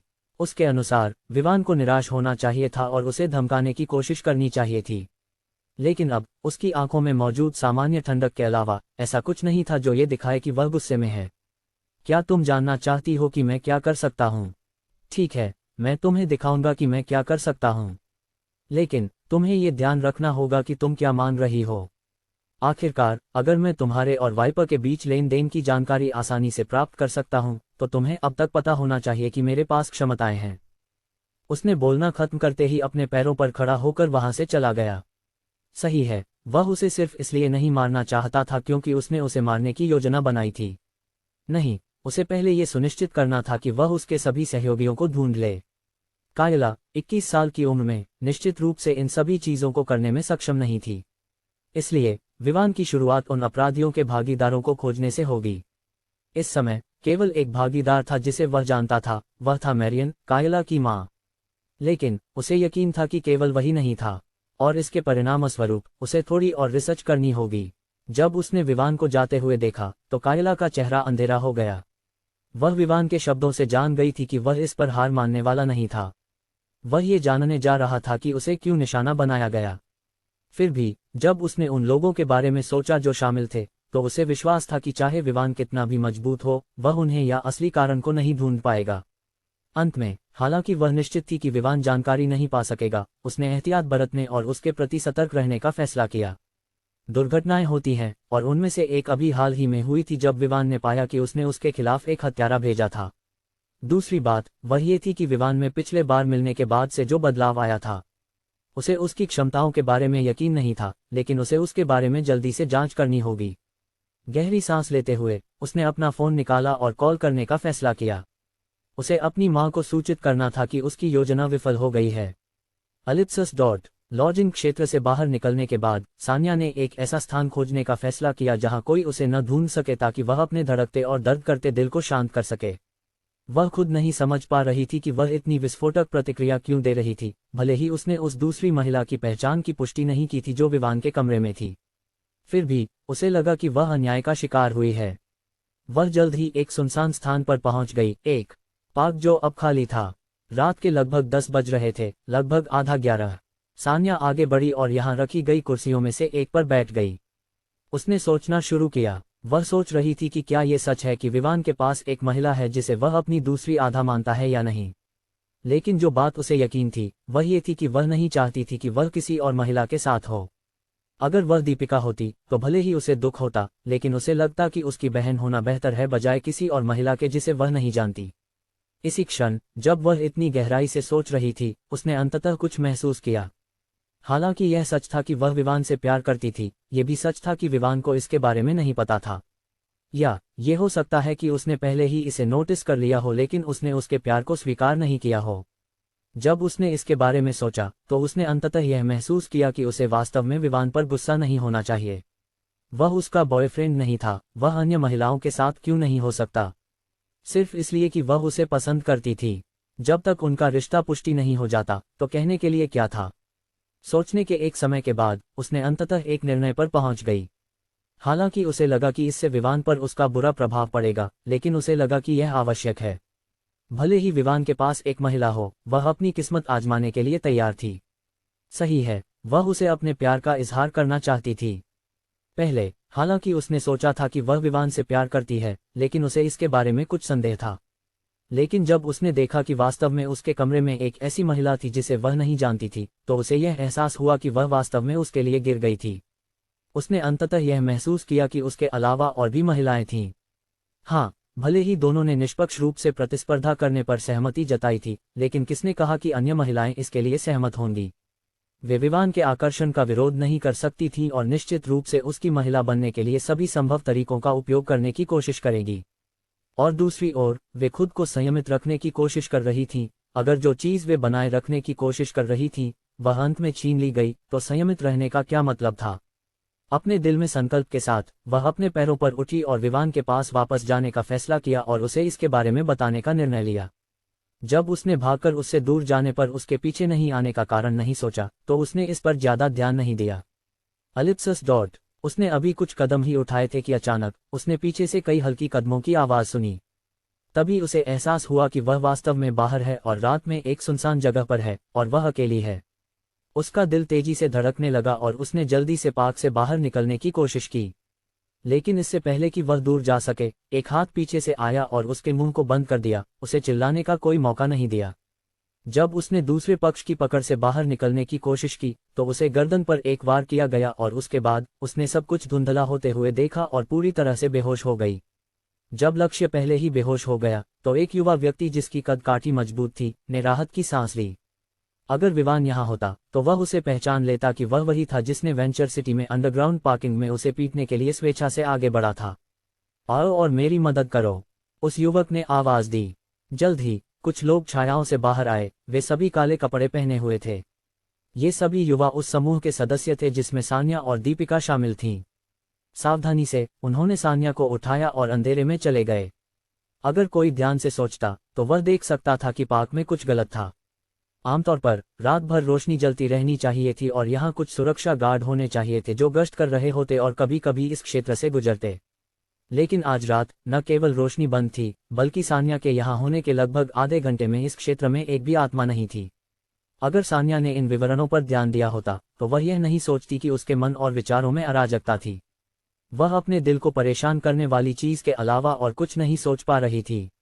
जैसे ही युवक वहां से चले गए, एक महिला की आकृति छायाओं से बाहर आई। श्रेयंका ने उस दिशा की ओर देखा जहां समूह गया था और ठंडी सांस ली, फिर उसका पीछा करने लगी। उसके मास्टर ने उसे यह मिशन दिया था कि वह उस महिला की रक्षा करे और सुनिश्चित करे कि उसे कुछ न हो। अब जब कोई उसे अपहरण करने की हिम्मत कर रहा था तो उस व्यक्ति को उसकी क्रोध का सामना करना होगा। अलिप्सस डॉट। विवान अपने कमरे के सामने पहुंचा और दरवाजा खोला। वह ये देखकर हैरान था कि श्रेयंका अभी तक वापस नहीं आई। ये सोचते हुए कि शायद सान्या अभी भी बाहर है, विवान ने उसे खोजने का फैसला किया। अपने फोन को निकालते हुए उसने उसे उसके ठिकाने के बारे में एक संदेश भेजा। उसे यकीन था कि अगर उसने कॉल किया तो वह सान्या को उसकी उपस्थिति के बारे में बता देगा। हालांकि एक टेक्स्ट संदेश की टोन भी सान्या को सतर्क कर सकती थी, लेकिन इसे छिपाना आसान था। उसने टेक्स्ट भेजने के कुछ समय बाद एक जवाब आया जिसने विवान को पूरी तरह से गुस्सा दिला दिया। मास्टर, कोई है जिसने उसका अपहरण कर लिया है। मैं अभी उनका पीछा कर रही हूं क्योंकि मैं जानना चाहती हूं कि किसने ऐसा करने के लिए कहा। तुम अब कहाँ हो? उसने जल्दी से टेक्स्ट किया। पार्क के पश्चिमी हिस्से में, वे उस दिशा में जा रहे हैं। बिना किसी देरी के विवान अपने कमरे से बाहर निकला, अपनी पूरी गति का उपयोग करते हुए। जैसे ही वह हॉल से गुजरा, कोई व्यक्ति हल्की सी हवा की आवाज सुन सकता था जो कुछ बेहद तेज गति से गुजरने की आवाज कर रही थी। कुछ ही समय बाद विवान लॉजिंग क्षेत्र से बाहर निकल आया। वास्तव में वह निचली मंजिल की ओर सीढ़ियां चढ़ रहा था। लिफ्ट केवल उसे देरी कर सकती थी क्योंकि वह अपनी सबसे तेज गति का उपयोग कर रहा था, ये परवाह किए बिना कि कोई यह देखेगा कि उसकी गति असामान्य है या नहीं। अलिप्सस डॉट। एक बच्चों के इंडोर खेल के मैदान में एक युवा व्यक्ति के पीछे एक समूह खड़ा था। उनके सामने एक खूबसूरत महिला थी जो जमीन पर बेहोश पड़ी थी। युवक ने सान्या की ओर देखा और मुस्कुराया। उसने पहले किसी को भेजने की योजना बनाई थी कि वह उसे पार्क में लाए और फिर उसका अपहरण करे। किसने सोचा था कि वह वास्तव में खुद पार्क में आने की पहल करेगी। उसने वास्तव में सुरक्षा के प्रभारी व्यक्ति को रिश्वत देने के लिए एक अच्छी रकम खर्च की थी ताकि वह योजना को स्थापित कर सके। उसने रोशनी बंद करने के लिए कहा था और यह सुनिश्चित करने के लिए कहा था कि सान्या के अलावा कोई और पार्क में न आए। जहां तक खेल के मैदान का सवाल था, उसने भी गार्डों को पैसे दिए थे ताकि वह इसका उपयोग कर सके। ये जगह लॉजिंग क्षेत्र से दूर थी और इसलिए उसे चिंता नहीं थी कि कोई इस बारे में जान पाएगा। उसे जगाओ, युवक ने अपने पीछे खड़े एक युवक की ओर देखते हुए कहा। समझ गया, युवक ने जवाब दिया और उसने अपने हाथ में रखी पानी की बोतल से सान्या के चेहरे पर छिड़काव किया। और थोड़ी देर बाद सान्या जाग गई। वह अभी भी भ्रमित थी लेकिन अपहरण का डर अभी भी उसके मन में था। उसने चारों ओर भ्रमित होकर देखा जब वह जमीन से उठी। जब उसकी नज़र युवक पर पड़ी तो उसने अविश्वास में पूछा, हर्ष, तुम ये सब क्यों कर रहे हो? हर्ष, तुम ये सब क्यों कर रहे हो? हालांकि वह अभी अभी बेहोशी से जागी थी, लेकिन वह इतनी बेवकूफ़ नहीं थी कि यह न समझ सके कि उसका वास्तव में अपहरण किया गया है। उसने हर्ष को गुस्से से देखा, उसकी आंखों में स्पष्ट रूप से नाराजगी थी। हाँ, तुम्हें इस बारे में चिंता करने की जरूरत नहीं है, सान्या।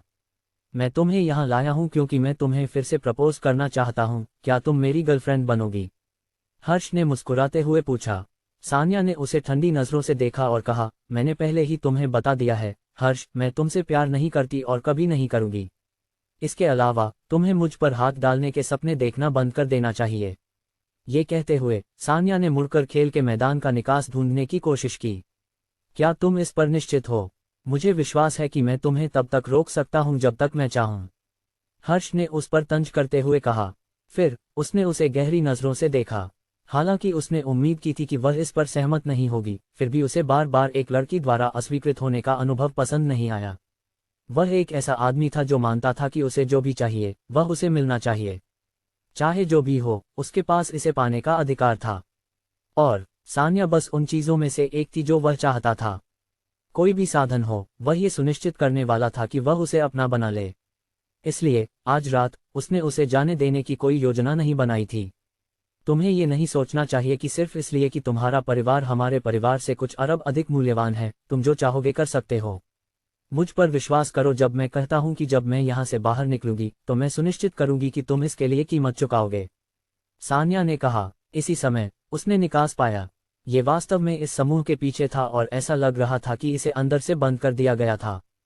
फिर भी सान्या ने समूह के पास जाने का फैसला किया ताकि वह दरवाजे से बाहर जा सके, लेकिन युवाओं के समूह ने उसके रास्ते में खड़े होकर उसे बाहर जाने से रोक दिया। तुम लोगों के साथ क्या समस्या है? मैंने तुम लोगों के बारे में बात भी नहीं की, जबकि तुम हर्ष के साथ मिलकर मुझे अपहरण कर रहे हो।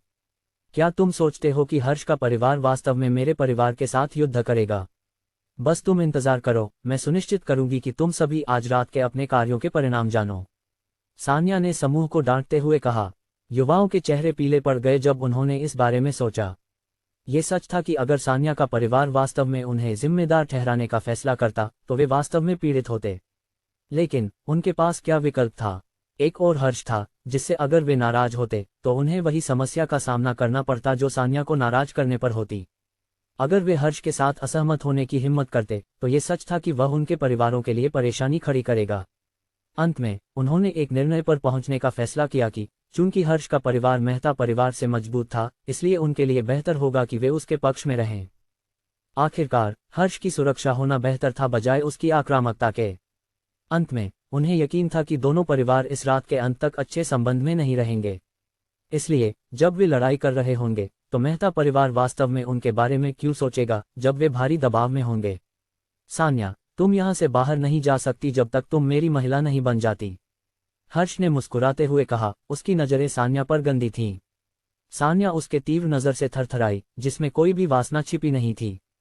उसने हर्ष से पूछा, तुम क्या करने की योजना बना रहे हो? मैं तुम्हें अपनी महिला बनाने की योजना बना रहा हूं, चाहे जो भी तरीका हो। हर्ष ने मुस्कुराते हुए कहा। फिर उसने जारी रखा, मुझे यकीन है कि तुम्हारा परिवार मुझे तुम्हारा पति बनने के लिए सहमत करेगा जब तक कि मेरा परिवार उन पर दबाव डाले। मेरे जैसे दामाद के साथ उनका व्यवसाय निश्चित रूप से मेरे परिवार के संबंधों के कारण फल फूल जाएगा। सान्या ने उसे देखा और ठंडी आवाज में कहा, तुम चाहे जो भी कहो, मैं तुम्हारी महिला नहीं बनने वाली। भले ही मेरा परिवार सहमत हो जाए, मैं तुम्हारे जैसे कचरे का महिला बनने से मरना पसंद करूंगी। जब हर्ष ने उसके शब्द सुने तो उसका चेहरा अंधेरा हो गया। फिर उसने एक खतरनाक मुस्कान के साथ उसे ऊपर नीचे देखा। अपनी जीभ चाटते हुए उसने कहा, तो मुझे लगता है कि मुझे तुम्हें अपनी महिला बनाने के लिए पहले तुम्हें तोड़ना होगा। तुम्हें क्या लगता है? जब उसने अपनी नजरें उसके शरीर पर डाली तो सान्या घबरा गई। उसने उम्मीद नहीं की थी कि हर्ष वास्तव में उसके साथ ऐसा करने की हिम्मत करेगा। इस बारे में सोचते ही उसका दिल तेजी से धड़कने लगा। उसने उसे घूरते हुए कहा, अगर तुम ऐसा करने की हिम्मत करते हो तो मैं सुनिश्चित करूंगी कि तुम इसके लिए कीमत चुकाओगे, भले ही मुझे इसके लिए अपनी जान ही क्यों न देनी पड़े। जो भी हो, मुझे यकीन है कि तुम्हारा परिवार इस बात पर सहमत होगा कि मैं तुम्हारा पति बनूं, जब तक कि वे यहाँ रात में होने वाली घटनाओं के बारे में जान जाएंगे। हर्ष ने हंसते हुए कहा, उसे मेरे लिए नीचे लाओ। हर्ष ने अपने पीछे खड़े युवाओं को आदेश दिया। जटिल भावनाओं के साथ युवाओं ने सान्या की ओर दौड़ लगाई। सान्या स्पष्ट रूप से चुप नहीं बैठने वाली थी और उसे पकड़ने का इंतजार नहीं कर रही थी। वह भागने का प्रयास करेगी, भले ही ये केवल एक छोटा सा मौका हो, लेकिन शायद वह स्थिति से बाहर निकलने में सफल हो सकेगी। जैसे ही उसने समूह से तेजी से पीछे हटने की कोशिश की, वह सोचने लगी कि विवान। उसने सोचा कि अगर वह यहाँ होता तो चीजें बेहतर होती। वह यहाँ के कचरे को उसे अपमानित नहीं करने देता है ना। उसने समूह से बचने के लिए अपनी पूरी कोशिश की, लेकिन अंत में वह निकास से और दूर चली गई और अब उसके पीछे एक दीवार थी। हार न मानते हुए उसने एक लकड़ी उठाई जो उसने सोचा कि बच्चों द्वारा खेलने के लिए इस्तेमाल की गई थी और उसे उन युवाओं की ओर फेंक दिया जो उसकी ओर बढ़ रहे थे। लेकिन जिस पर लकड़ी गिरने वाली थी उसने आसानी से उसे टाल दिया, और चाहे उसने कितनी भी कोशिश की अंततः उसे दबा दिया गया और जमीन पर गिरा दिया गया। हर्ष मुस्कुराते हुए उसके पास आया। उसने पहले से ही रो रही सान्या की ओर एक पल देखा और कहा, अब देखो कि चीजें कैसे हैं। अगर तुम मेरी गर्लफ्रेंड बनने के लिए सहमत होती तो चीजें यहां तक नहीं पहुंचती, इसलिए तुम केवल अपने आप को दोष दे सकती हो। हालांकि उसकी आंखों से आंसू बह रहे थे, उसने कोई आवाज नहीं निकाली। उसने हर्ष को घृणा से देखा, फिर भी उसने सोचा कि वह कभी हार नहीं मानेगी। वह उसे यह नहीं दिखाने देगी कि वह एक कमजोर लड़की की तरह रो रही है। मुझे तुम्हारी आंखों में दृढ़ता पसंद है। मैं देखना चाहूंगा कि जब मैं तुम्हें तोड़ दूंगा तो तुम्हारा चेहरा कैसा होगा, हर्ष ने कहा और फिर झुककर उसे अनरस करने लगा। बंद। बूम। उसने अभी अपनी बात खत्म की थी कि खेल के मैदान के प्रवेश द्वार से एक तेज आवाज आई। ये सभी के लिए चौंकाने वाला था। उन्होंने दरवाजे की ओर देखा और जब उन्होंने देखा कि वास्तव में क्या हुआ है तो उनके मुंह खुले रह गए। खेल के मैदान के डबल दरवाजे वास्तव में गिरा दिए गए थे। दरवाजे 6 इंच मोटे थे और स्थिर थे, लेकिन अब वे टूट गए थे। जब तक वे ये सोचने लगे कि दरवाजा वास्तव में कैसे टूटा, उन्होंने एक ठंडी आवाज सुनी जिसने उनकी रीढ़ में सिहरन पैदा कर दी। क्या तुम इसे दोहरा सकते हो? क्या तुम ये दोहरा सकते हो जो तुमने अभी कहा? और उस आवाज के साथ एक आकृति छायाओं से खेल के मैदान में आई। सिल्वर बाल, ठंडी नीली आंखें, शानदार हैंडसम चेहरा। विवान ने इमारत में प्रवेश किया और समूह को ठंडी नजरों से घूरा। जब उसकी नजरें सान्या पर पड़ी, जो कई युवाओं द्वारा जमीन पर दबाई गई थी, तो उसकी नजर और भी ठंडी हो गई और उसके दिल में भड़की हुई क्रोध और बढ़ गई। इस क्षण में उसने यहाँ मौजूद हर एक युवा को मौत की सजा सुनाई थी। चाहे जो भी हो, जब तक वे आज रात शामिल थे, उन्हें बिना दया के मारा जाएगा। विवान की उपस्थिति सभी की उम्मीदों से बाहर थी। जबकि युवाओं को आश्चर्य हुआ, वे ये भी नहीं जानते थे कि क्या करना चाहिए। दूसरी ओर हर्ष ने उस हाथ को वापस खींच लिया जो अभी सान्या को छूने वाला था। फिर उसने विवान को ठंडी नजरों से घूरते हुए पूछा, तुम यहाँ क्या कर रहे हो? यहाँ से निकल जाओ वरना मैं अपना आपा खो दूंगा। इस समय सान्या पूरी तरह से उत्साहित थी। उसने कभी नहीं सोचा था कि उसकी जरूरत के समय विवान वास्तव में उसे बचाने के लिए आएगा। लेकिन यह याद करते हुए कि विवान केवल एक व्यक्ति था और यहाँ कई युवा थे, वह घबरा गई। विवान, यहाँ से निकल जाओ, ये खतरनाक है, उसने चिल्लाते हुए कहा। यह नहीं चाहती थी कि वह उसके कारण घायल हो जाए। विवान ने जवाब नहीं दिया। इसके बजाय उसने हवा से कहा, उनमें से सभी के हाथ तोड़ दो सिवाय इसके। मैं खुद इसे करूंगा। जैसे ही समूह ये सोच रहा था कि क्या हो रहा है, एक छाया तेजी से आई और थोड़ी देर बाद दर्द में जमीन पर लौटते युवाओं की चीखें खेल के मैदान में गूंजने लगीं। एक एक करके श्रेयंका ने 8 युवाओं के हाथों को पकड़कर बिना किसी दया के तोड़ दिया। अपनी ताकत और गति के साथ वह आसानी से उनके हाथ तोड़ सकती थी इससे पहले कि वे प्रतिक्रिया कर पाते। जब हर्ष ने देखा कि उसके पीछे का समूह जमीन पर चिल्ला रहा है, उनके हाथ अजीब आकार में मुड़ चुके हैं, तो वह डर गया। भय ने उसे पूरी तरह से जकड़ लिया जब उसने इस सब के अपराधी की ओर देखा। ये एक महिला थी जो एक महान सुंदरता थी। उसने वर्तमान में क्रीम रंग की ड्रेस पहनी हुई थी। अपनी बाहों में वह पहले से ही सान्या को पकड़ रही थी। हालांकि वह खूबसूरत थी, उसकी अभिव्यक्ति बेहद ठंडी थी, जिससे उसकी रीढ़ में सिहरन पैदा हो गई। उसकी त्वचा के बाल पूरी तरह से खड़े हो गए। उसे उस महिला से बड़ा खतरा महसूस हुआ। अपने जीवन में पहली बार जब उसने एक महिला को देखा तो उसकी आंखों में कोई वासना नहीं थी, बल्कि बहुत बड़ा डर था। टप टप टप, आसपास के कदमों की आवाज और दर्द में जमीन पर लौटते युवाओं की तेज चीखें हर्ष के मन में एक डरावनी तस्वीर बना रही थीं। उसका पिछला हिस्सा वर्तमान में जमीन पर था क्योंकि वह दोनों तरफ से फंसा हुआ था। उसे नहीं पता था कि कहाँ जाना है। वह भागना चाहता था लेकिन उसके दिल में भय ने उसे हिलने नहीं दिया। विवान हर्ष के सामने आया और बोला, चूंकि तुम्हें इस हिस्से को वश में करने में समस्या है, मैं बस तुम्हारी मदद कर दूंगा। और जैसे ही उसने ये कहा, उसने हर्ष के प्रजनन अंग पर एक लात मारी। क्रैक, कुछ टूटने की आवाज दर्द में चिल्लाते युवाओं की चीखों के बीच सुनाई दी। इसके बाद एक और डरावनी और कान फाड़ने वाली चीख सुनाई दी जो लगभग 500 मीटर के व्यास में फैल गई। क्रैक, कुछ टूटने की आवाज सुनाई दी, भले ही युवाओं की दर्दनाक चीखें सुनाई दे रही थीं। इसके बाद एक और डरावनी और कान फाड़ने वाली चीख सुनाई दी, जो लगभग 500 मीटर के दायरे में फैल गई। ये चीख इतनी भयानक थी कि इसने उन लोगों को भी भुला दिया जो अपने 2 अंगों के टूटने से विलाप कर रहे थे। इस क्षण में भले ही उनके हाथ टूट गए थे, वे इस बात पर खुश थे कि उनका तीसरा अंग सुरक्षित था। अवचेतन रूप से उन्होंने अपने पैरों को एक साथ खींच लिया और विवान की ओर मुड़कर अपनी पीठ कर ली। ये सभी पुरुषों के लिए एक स्वाभाविक प्रतिक्रिया थी जब वे किसी अन्य पुरुष के तीसरे अंग के साथ ऐसा होते हुए देखते हैं। हालांकि वे दर्द में थे, उन्होंने अंततः चुप रहने का फैसला किया क्योंकि वे डरते थे कि वे शैतान का ध्यान आकर्षित करेंगे। वे उसे कैसे मनोरंजन कर सकते थे। बेशक विवान का उन लोगों के साथ वही व्यवहार करने का कोई इरादा नहीं था जैसा कि वह हार्श के साथ कर रहा था। उन्होंने उकसाया था और उनकी सबसे बड़ी गलती यह थी कि उन्होंने सान्या को पकड़ रखा था।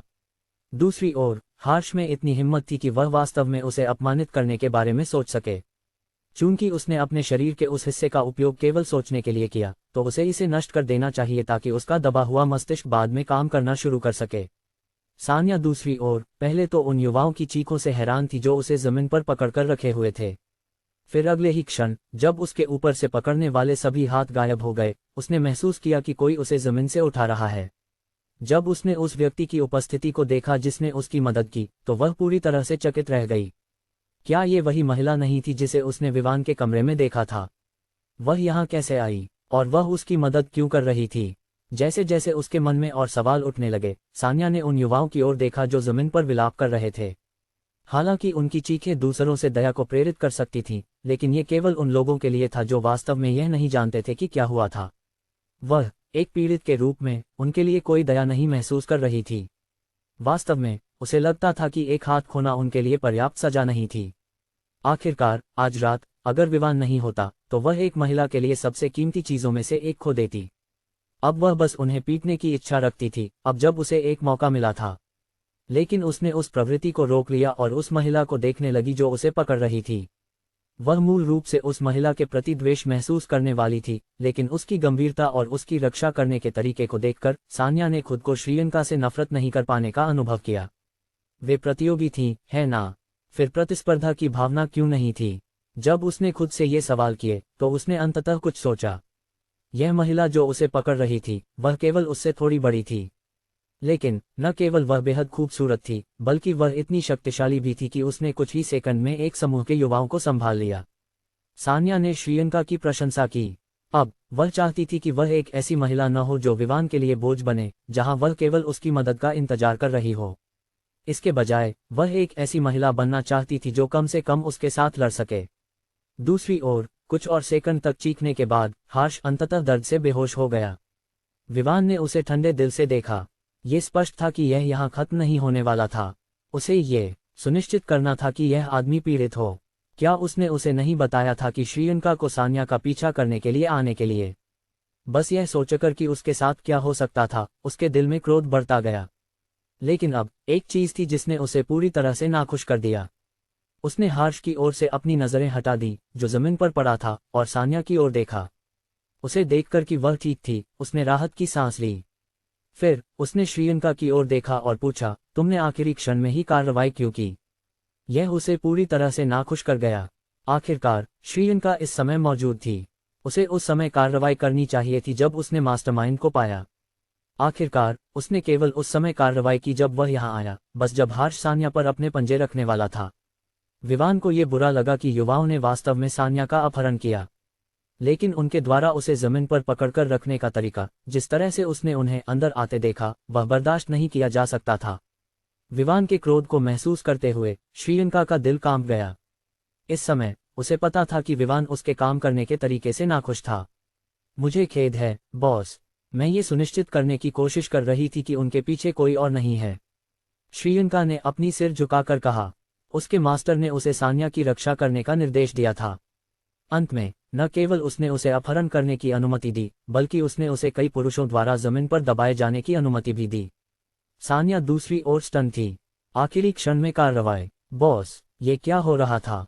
वह निश्चित रूप से नहीं समझ पा रही थी कि दोनों क्या बात कर रहे थे, लेकिन फिर भी उसने एक चीज समझी। विवान वास्तव में उस महिला का बॉस था, और श्रीलंका की इतनी अधीनता को देखकर सान्या इसे सत्यापित कर सकती थी। फिर उसने सोचा कि जब उसने विवान के कमरे में श्रीलंका को देखा था, तो शायद उसे पहले उनके बीच के रिश्ते की पुष्टि करनी चाहिए थी, है ना? उनके बीच के रिश्ते के बारे में सोचते हुए वह शर्मिंदा हो गई और अपने सिर को झुका लिया। विवान की आंखों में देखने की इच्छा नहीं थी। श्रीयंका, तुम जानती हो कि मैं चाहता था कि तुम इस मामले को कैसे संभालो। पहले तुम अपहरण को रोक सकती थीं। फिर तुम्हें उन लोगों का उपयोग करना चाहिए था जो अपहरण करने वाले थे, ताकि तुम ये पता कर सको कि उन्हें किसने भेजा था। विवान ने एक पल के लिए रुककर कहा। फिर उसने जारी रखा, तुम जानती हो कि इसके बाद क्या होता है ना? उसी तरीके का उपयोग करके असली मास्टरमाइंड को ढूंढो और सभी से निपटो। श्रीयंका वास्तव में इस तरीके का उपयोग कर सकती थी, लेकिन उस समय उसने महसूस किया कि यह उन लोगों के पीछे के लोगों को खोजने का सबसे तेज तरीका था, बजाय इसके कि वह इन युवाओं से एक एक करके पूछताछ करे। इसके अलावा, हालांकि उसने सोचा कि उसके मास्टर को सान्या की परवाह थी, उसने कभी नहीं सोचा था कि यह इस हद तक है। उसकी वफादारी उसके मास्टर के प्रति थी, इसलिए वह दूसरों का उपयोग करने में कोई आपत्ति नहीं करती थी। उस समय उसने सोचा था कि जब तक वह ये सुनिश्चित कर लेगी कि सान्या को कुछ नहीं होगा, तब तक कोई समस्या नहीं होगी। अंत में ये पता चला कि वह पूरी तरह से गलत थी। मुझे खेद है बॉस, मैं गलत थी। मैं वादा करती हूँ कि यह फिर से नहीं होगा। श्रीयंका ने अपनी गलती स्वीकार की। एक गहरी सांस लेते हुए विवान ने श्रीयंका को जाने देने का फैसला किया। यह उसकी पहली गलती थी जब से वह उसकी अधीनस्थ बनी थी, लेकिन उसने उसके लिए बहुत कुछ किया था, इसलिए वह उसे एक बार माफ कर सकता था। कोई बात नहीं, लेकिन याद रखना कि जब मैं तुम्हें किसी की देखभाल करने के लिए कहता हूं, तो मेरा मतलब है कि उस व्यक्ति को कोई नुकसान नहीं होना चाहिए। अगर तुम स्थिति को संभाल नहीं सकती तो तुरंत मुझे सूचित करो। विवान ने याद दिलाया। समझ गई बॉस। श्रीयंका ने राहत की सांस ली कि उसके मास्टर ने उसे माफ कर दिया, लेकिन फिर भी उसने आज की गलती की भरपाई करने का संकल्प लिया कि वह भविष्य में और अधिक मेहनत करेगी। सान्या, क्या तुम ठीक हो? विवान ने पूछा। मैं ठीक हूँ। मुझे खेद है विवान, मुझे उस तरह से प्रतिक्रिया नहीं करनी चाहिए थी। मैंने तुम्हें परेशानी में डाल दिया। सान्या ने सिर हिलाते हुए कहा। इससे कोई फर्क नहीं पड़ता। विवान ने अपने हाथ को लहराया। फिर उसने कुछ सोचा और पूछा, वैसे उस समय क्या हुआ? तुम अचानक भाग गई, मैं बिल्कुल समझ नहीं पाया। विवान के शब्द सुनकर सान्या का चेहरा लाल हो गया। वह असली कारण बताने की हिम्मत नहीं जुटा पा रही थी कि उसने क्यों भागी। इसके अलावा उसे ये कहने में शर्म आ रही थी, ये सोचते हुए कि जिस व्यक्ति के बारे में उसने बुरा सोचा था वह वास्तव में उसकी देखभाल करने के लिए भेजा गया था। नहीं, कुछ नहीं, मैं बस ताज़ी हवा चाहती थी, बस इतना ही। सान्या ने एक बहाना बनाया। हालांकि वह जानता था कि वह झूठ बोल रही थी, विवान ने इस समय आगे बढ़ने का फैसला किया। उसने उन युवाओं के समूह की ओर देखा जो अब अपने अनुभव किए गए दर्द को सहन करते हुए अपने दांतों को पीस रहे थे, ये सुनिश्चित करने के लिए कि वे मृतक की तरह दिखें। अपने सिर को हिलाते हुए विवान ने श्रीयंका और सान्या की ओर देखा और कहा, श्रीयंका, उसे वापस ले जाओ। मैं पहले इस गड़बड़ी से निपटूंगा। जी बॉस। श्रीयंका ने सिर हिलाया और फिर उसने सान्या को खींच लिया। हालांकि वह जाने के लिए अनिच्छुक थी, सान्या ने फिर भी सोचा कि उसे विवान को और परेशानी में नहीं डालना चाहिए, इसलिए उसने बस कहा, ध्यान रखना विवान। फिर वह श्रीयंका के साथ चली गई। जब वे खेल के मैदान से थोड़ी दूरी पर पहुंचे तो उन्हें पता चला कि वहां एक समूह जा रहा था। ऐसा लग रहा था कि उन्होंने खेल के मैदान से आने वाली चीखें सुनी थीं। सान्या चिंतित थी। वह चाहती थी कि वह वहां जाकर उन गार्डों से बात करे, जब अचानक उसके चारों ओर धुंधला हो गया और इससे पहले कि वह कुछ कह सके, वे पहले ही खेल के मैदान से दूर थे। जब तक वह कुछ कहने की सोच रही थी, श्रीयंका ने पहले ही कहा, तुम्हें उस पर विश्वास करना होगा। अगर उसने कहा कि वह इसे संभाल लेगा तो वह करेगा। श्रीयंका ने विवान पर पूरी तरह से विश्वास किया कि अगर उसने कहा कि वह कुछ कर सकता है तो वह कर सकता है। उसकी बात सुनकर सान्या एक पल के लिए चकित रह गई। फिर एक गहरी सांस लेते हुए उसने भी ये विश्वास करने का फैसला किया कि विवान वास्तव में स्थिति को संभाल सकता है। खेल के मैदान से दूर जाने के बाद उसे याद आया कि श्रीयंका ने वास्तव में कुछ ही सेकंड में युवाओं को संभाल लिया था, इसलिए उसने इसके बारे में पूछने का फैसला नहीं किया। जैसे जैसे वे खेल के मैदान से दूर होते गए, उसने अंततः कुछ पूछने का फैसला किया। तुम्हारा विवान के साथ क्या रिश्ता है? हालांकि श्रीयंका विवान को बॉस कह रही थी, सान्या बस उनके रिश्ते की पुष्टि करना चाहती थी। मैं उसकी व्यक्तिगत सहायक हूँ, श्रीयंका ने सरलता से उत्तर दिया। एक महिला के रूप में वह पहले से ही ये सोच सकती थी कि सान्या क्या सोच रही थी। उसने भी सान्या को तब देखा था जब वह विवान से मिलने आई थी। इसके अलावा उसने देखा था कि सान्या के चेहरे पर क्या बदलाव आया था जब वह सोच रही थी कि क्या करना है। ओह, सान्या हैरान थी, लेकिन उसे यह असंभव नहीं लगा कि विवान के पास एक सहायक हो। उसके पास भी फेथ थी जो उसकी मदद कर रही थी, और जिस तरह से विवान पिछले कुछ दिनों से व्यस्त था, ये स्पष्ट था कि उसे सहायता की आवश्यकता थी। तुम अब क्या कर रही थी? कोई प्रोजेक्ट? सान्या ने आगे पूछा। श्रीयंका ने मुस्कुराते हुए उत्तर दिया। उसे पता था कि विवान वास्तव में इस महिला की परवाह करता है, इसलिए उसे कोई संवेदनशील जानकारी न देकर उसे एक जानकारी देना बुरा नहीं था। मैं उसकी मदद कर रही थी कि किसी के बारे में कुछ जानकारी ढूंढ सकूं। श्रीयंका ने कहा। किसके बारे में? क्या वह वही है जिसने उसे मारने की कोशिश की थी?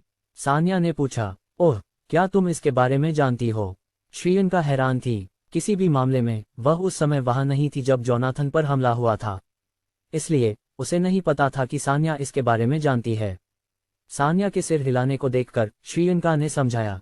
सही है, मैं उस व्यक्ति के बारे में सभी जानकारी ढूंढ रही थी जिसने उसे मारने की कोशिश की थी। मैं आज रात ही आई थी और उसने सोचा कि अगर मैं आज रात कुछ जानकारी ढूंढ सकूं तो यह अच्छा होगा। सान्या ने सिर हिलाते हुए कहा। श्रीयंका ने समझाया। सही है, मैं उस व्यक्ति के बारे में सभी जानकारी ढूंढ रही थी जिसने उसे मारने की योजना बनाई थी। मैं आज रात ही आई हूं और उसने सोचा कि अगर मैं आज रात कुछ जानकारी ढूंढ सकूं तो यह अच्छा होगा। श्रीयंका की लोगों की विवान के प्रति वफादारी का पता लगाने की क्षमता के कारण उसे इस बात की चिंता नहीं थी कि सान्या वास्तव में उसे दी गई जानकारी को उजागर कर देगी। सावधानी के तौर पर उसने पहले ही सुनिश्चित कर लिया था कि वह ऐसी बातें न कहे, जैसे कि उन्होंने पहले ही पता लगा लिया था कि इस घटना के पीछे कौन था, आदि। आखिरकार भले ही सान्या वास्तव में विवान को धोखा न दे, कौन यह सुनिश्चित कर सकता था कि वह अपने किसी दोस्त से इस बारे में बात नहीं करेगी। और एक बार जब दोस्त को पता चला कि विवान पहले से ही जानता है कि किसने एक हत्यारे को भेजा था, तो शायद वह दोस्त वास्तव में उन जासूसों में से एक था जो विवान की स्थिति पर नजर रखने के लिए भेजे गए थे। चूंकि पहले हत्या के प्रयास में विफलता मिली थी, कौन कह सकता था कि दूसरा प्रयास नहीं होगा। अब जब दूसरी पार्टी जानती थी कि विवान मजबूत है, वे किसी और को भेजेंगे जो और भी मजबूत हो। लेकिन हालांकि श्रीयंका को विश्वास था कि विवान हत्यारों से निपट सकता है, ये बहुत परेशान करने वाला होगा जब मक्खियां उसे परेशान करने लगेंगी। वे उसे मार नहीं सकते, लेकिन वे उसके बहुत सारे समय को बर्बाद कर देंगे जिसे उसे उनके साथ निपटने में खर्च करना होगा। क्या तुमने पता लगाया कि हत्यारा किसने भेजा था? क्या ये हार्श हो सकता है? सान्या ने फिर से पूछा। उसने सोचा कि उसने सब कुछ सोच लिया है। सुबह और दोपहर के कुछ हिस्से में वह विवान के साथ थी और हार्श उसे पाने की कोशिश कर रहा था। चूंकि वह उसे अपनी महिला बनाने के लिए बलात्कार करने तक जा सकता था, उसने सोचा कि यह संभव है कि वह वास्तव में विवान को खत्म करने की कोशिश करे, क्योंकि वह एक प्रतिद्वंद्वी के रूप में देखा जा सकता था। नहीं, वह नहीं है।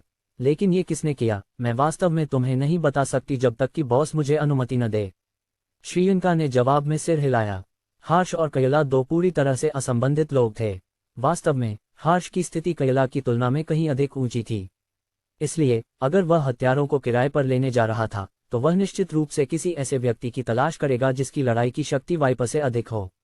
देखकर कि श्रीयंका उसे और अधिक बताने का इरादा नहीं रखती, सान्या ने पूछने का फैसला नहीं किया। फिर भी वह श्रीयंका के बारे में जिज्ञासु थी, इसलिए उसने आगे बढ़कर उससे बातचीत की, उसे जानने की कोशिश की। हालांकि श्रीयंका ने कहा कि वह विवान की सहायक है, कौन कह सकता है कि वह वास्तव में विवान की महिला नहीं बन सकती। ये देखते हुए कि वह रात के समय भी विवान के साथ थी, उसके पास वास्तव में विवान को जीतने का सबसे बड़ा मौका था। इस बारे में सोचते हुए उसे अचानक पछतावा हुआ कि उसने विवान को अपनी भावनाओं के बारे में नहीं बताया। अब जब उसने उस अवसर को खो दिया था, उसने तय किया कि उसे एक और अवसर की तलाश करनी होगी। वह किसी और को उसे पहले नहीं आने दे सकती थी। अपने कमरे में वापस आने पर उसने पाया कि पूजा और दीपिका वहां थीं। उनके चेहरे पर चिंता थी और वे कमरे से बाहर जाने के लिए तैयार लग रही थीं। जब उन्होंने सान्या को अंदर आते देखा तो वे राहत की सांस लीं। भगवान का शुक्र है कि तुम ठीक हो। तुम इस समय रात में बाहर क्या कर रही थी? और तुम अपना फोन भी यहाँ छोड़ गईं।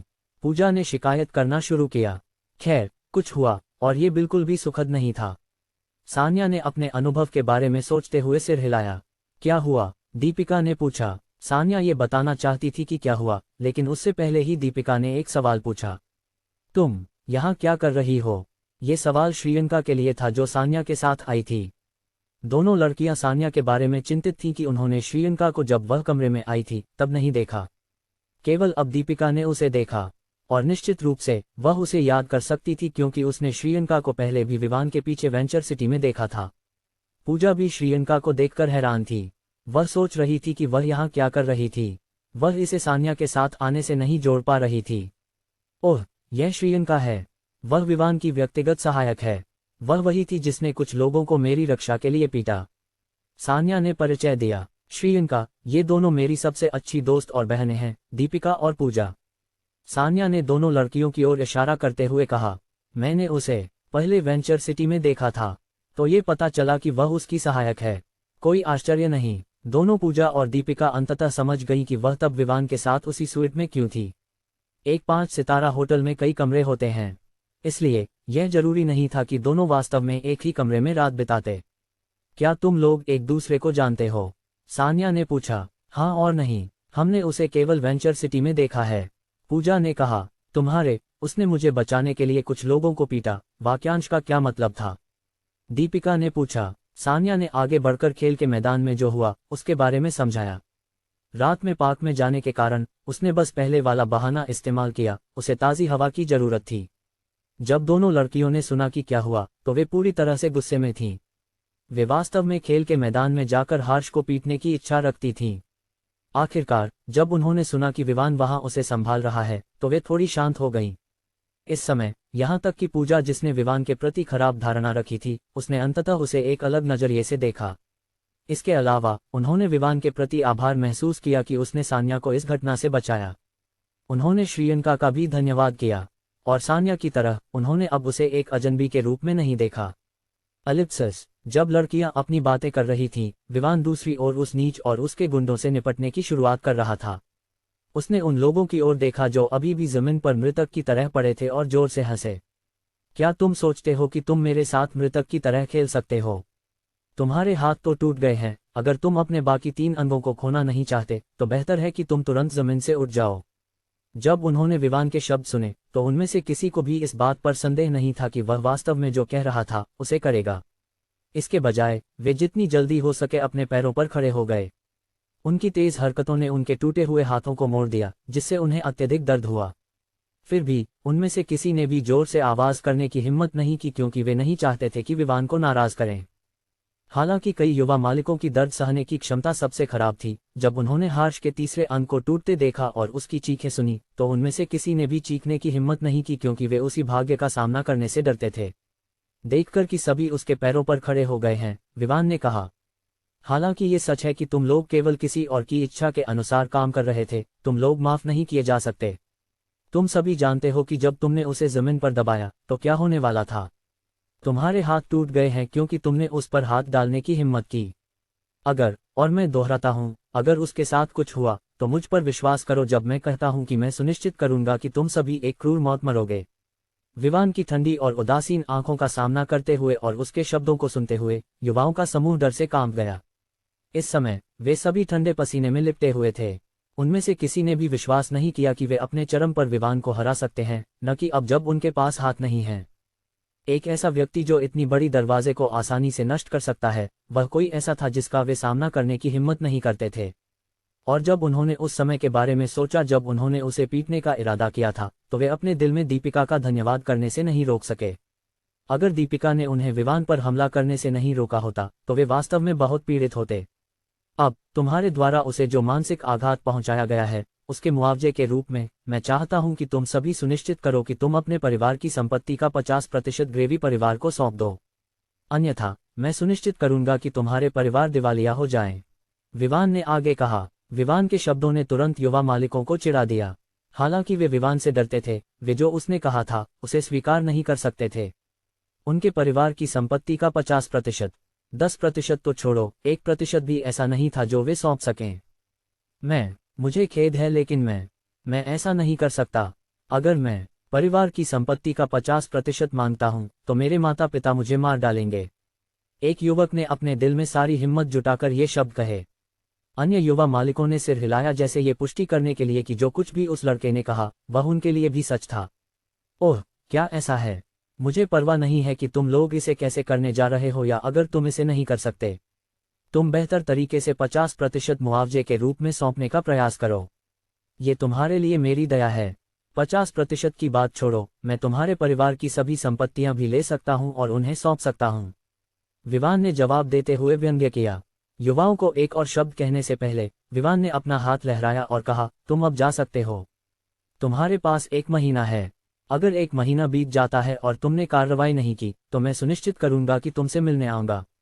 वह उनके चेहरों को याद कर सकता था। अपनी तेज याददाश्त के साथ वह उन्हें दिन की तरह स्पष्ट रूप से याद कर सकता था।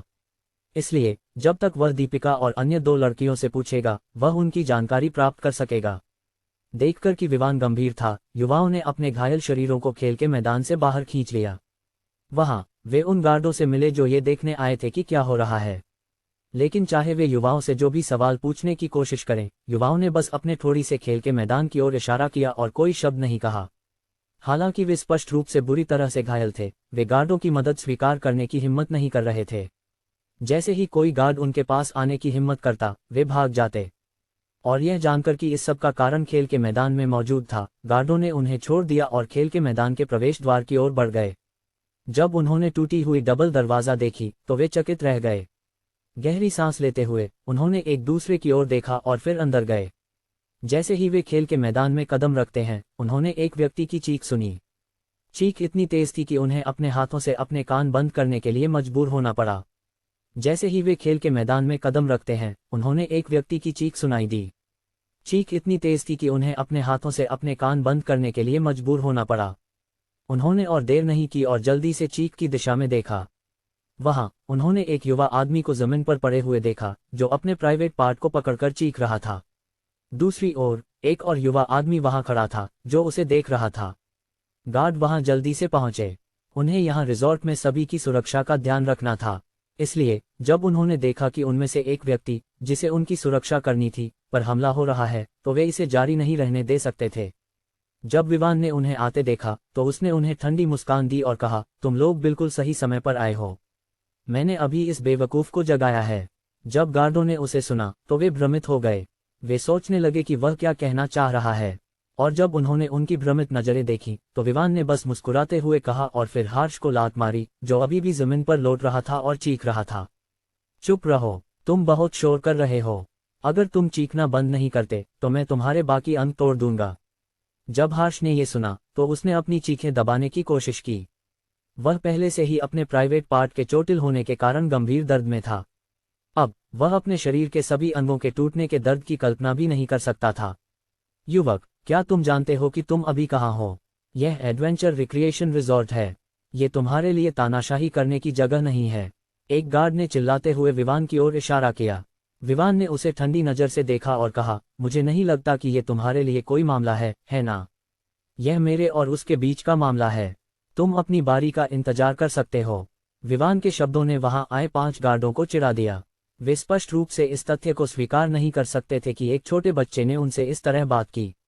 और वह स्पष्ट रूप से गलत था और वह बेवजह घमंड कर रहा था। शायद उन्हें पहले उसे सबक सिखाना चाहिए। जैसे ही वे विवान पर हमला करने वाले थे, उन्होंने प्रवेश द्वार से एक हलचल सुनी। फिर लगभग 20 लोगों का एक समूह अंदर आया। उनके सामने एक आदमी था जो सूट और चश्मा पहने हुए था। वह स्पष्ट रूप से रिजॉर्ट का एक आधिकारिक कर्मचारी था। यहाँ क्या हो रहा है? उस आदमी ने पूछा जब उसने जगह की गड़बड़ी को देखा। खेल के मैदान का दरवाजा टूटा हुआ था और अब वहां कोई था जो उनके नजदीक जमीन पर लौट रहा था। बॉस, हम यहाँ एक तेज आवाज और चीखें सुनकर आए। जब हम पहुंचे तो हमने कुछ युवा लोगों को देखा जिनके हाथ टूटे हुए थे, जो खेल के मैदान से बाहर आ रहे थे। खेल के मैदान का दरवाजा टूटा हुआ था और जब हमने उन युवाओं से पूछा कि क्या हुआ तो वे बोलने की हिम्मत नहीं कर सके और बस यहाँ खेल के मैदान की ओर इशारा किया। फिर जब हम अंदर आए तो हमने इस युवा आदमी को यहाँ पाया। मुझे संदेह है कि वह इस सारी गड़बड़ी के पीछे है। उसने न केवल दरवाजा तोड़ा बल्कि युवाओं के हाथ भी तोड़े। और जो जमीन पर लौट रहा है उसे प्राइवेट पार्ट में चोट लगी है। एक गार्ड ने आगे बढ़कर समझाया। वे केवल ये सोच सकते थे कि विवान ही था जिसने दरवाजा तोड़ा और दरवाजा तोड़ने के लिए उसने जो तरीके का इस्तेमाल किया वह अब महत्वपूर्ण नहीं था। उसे बस उस नुकसान के लिए भुगतान करना होगा जो उसने किया था। चश्मा पहने आदमी ने यह सुनकर अपनी भौहें चिढ़ाईं। उसने विवान को एक पल के लिए देखा और फिर जमीन पर पड़े हार्श की ओर देखा। वह एक कदम आगे बढ़ा और विवान से बोला, युवक, तुम्हें पता होना चाहिए कि एडवेंचर रिक्रिएशन रिजॉर्ट के परिसर में हिंसा की अनुमति नहीं है। इसलिए तुम्हें हमारे साथ सुरक्षा विभाग में चलना होगा ताकि हम यहाँ हुए नुकसान से निपट सकें। विवान ने उसकी ओर देखा और कहा, मैंने पहले ही कहा था कि मैं इस बेवकूफ से निपटने के बाद तुम लोगों के पास आऊंगा। लेकिन ऐसा लगता है कि तुम मेरे साथ निपटने के लिए इतने उत्सुक हो। तो मैं तुम्हारी इच्छाओं को पूरा करूंगा। जैसे ही उसने ये कहा, उसने सूट पहने आदमी के पीछे खड़े गार्डों की ओर देखा और पूछा, वे कौन हैं जो पार्क और खेल के मैदान के क्षेत्र की गश्त करने वाले हैं? देखकर कि विवान ने पूरी तरह से उसकी बात को नजरअंदाज कर दिया, चश्मा पहने आदमी का चेहरा ठंडा हो गया। तुम्हें लगता है कि तुम हो कौन जो गार्डों के काम पर सवाल उठाते हो? तुम हमारे रिजॉर्ट के आधिकारिक नहीं हो। तुम अब एक अपराधी हो जिसने रिजॉर्ट की संपत्ति को नुकसान पहुंचाया है और यहाँ के मेहमानों पर हमला किया है। इसलिए तुम्हें हमारे साथ चलना होगा। जैसे ही उसने ये शब्द कहे, उसने अपने पीछे खड़े गार्डों की ओर मुड़कर कहा, उसे पकड़ो और फिर सुरक्षा विभाग के कार्यालय में ले जाओ। इस दौरान विवान गार्डों का अवलोकन कर रहा था। उसने कुछ समय तक उन्हें देखा और फिर उसकी नज़र एक पर पड़ी। इस आदमी के माथे पर वास्तव में कुछ बूंदे पसीना थीं। हालांकि यह सच था कि यह गर्मी का मौसम था। यह आदमी अन्य गार्डों के साथ आया था, लेकिन उनमें से वह अकेला था जो पसीना बहा रहा था। इसके अलावा वह नर्वस लग रहा था और समय समय पर हार्श की ओर चुपके से देख रहा था। विवान तुरंत बता सकता था कि उनके बीच एक प्रकार का संबंध था। इसलिए उसने उन गार्डों को पूरी तरह से नजरअंदाज कर दिया जो उसे पकड़ने के लिए उसकी ओर बढ़ रहे थे। उसने उस गार्ड की ओर इशारा किया और कहा, मुझे लगता है कि तुम्हें पता होना चाहिए कि यहाँ क्या हो रहा है। क्या तुम मुझे बता सकते हो कि इस क्षेत्र में गश्त करने वाले गार्डों के साथ क्या हुआ? जैसे ही विवान ने यह कहा, चश्मा पहने आदमी ने उस दिशा में देखा जहां विवान इशारा कर रहा था। उसने परिचित गार्ड को देखा और यह सच था कि वह इस रिजॉर्ट के इस हिस्से की सुरक्षा का प्रभारी था। और उसके चेहरे के भाव को देखकर वह बता सकता था कि वहां कुछ चल रहा था।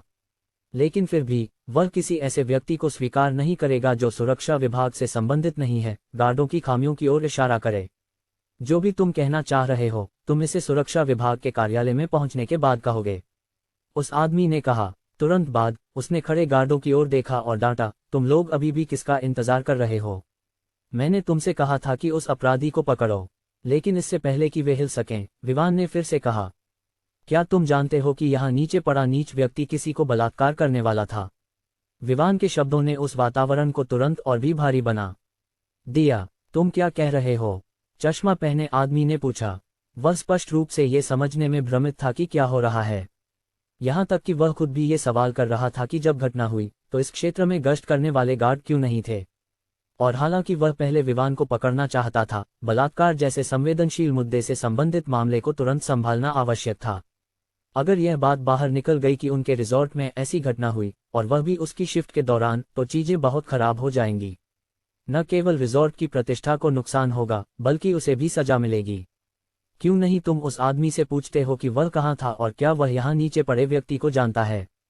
विवान ने उस गार्ड की ओर देखा जिसे उसने पहले इशारा किया और मुस्कुराते हुए कहा, क्या वह जो कह रहा है सच है? चश्मा पहने आदमी ने गार्ड से पूछा। ये सच था कि यह गार्ड उस सुरक्षा टीम का प्रभारी था जो इस रिजॉर्ट के इस हिस्से की गश्त करने वाली थी। विवान द्वारा उसे पहचानने के साथ साथ गार्ड के चेहरे पर छिपाने की कोशिश कर रहा नर्वस एक्सप्रेशन, वह पहले से ही बता सकता था कि विवान जो कह रहा था वह सच होने की बहुत संभावना थी। बकवास मत करो, मैं उसे बिल्कुल नहीं जानता। और इस क्षेत्र के बारे में हमने पार्क के दूसरी ओर एक हलचल सुनी थी, इसलिए हम वहां देखने गए। हमें केवल तब पता चला कि यहाँ कुछ हुआ जब हम वापस आए, गार्ड ने जवाब दिया। विवान को कहना पड़ा कि यह आदमी कहानियां बनाने में बहुत अच्छा था। किसी भी मामले में, चूंकि वह भी इसमें शामिल था, विवान को उससे निपटना था। वह अभी बोलने ही वाला था कि अचानक हार्श जो जमीन पर पड़ा था चिल्लाया, तू क्या बकवास कर रहा है बेवकूफ? अब जब मैं मुसीबत में हूं, तुम ये कहने की कोशिश कर रहे हो कि तुम मुझे नहीं जानते। मैं सुनिश्चित करूंगा कि तुम इसके लिए कीमत चुकाओ।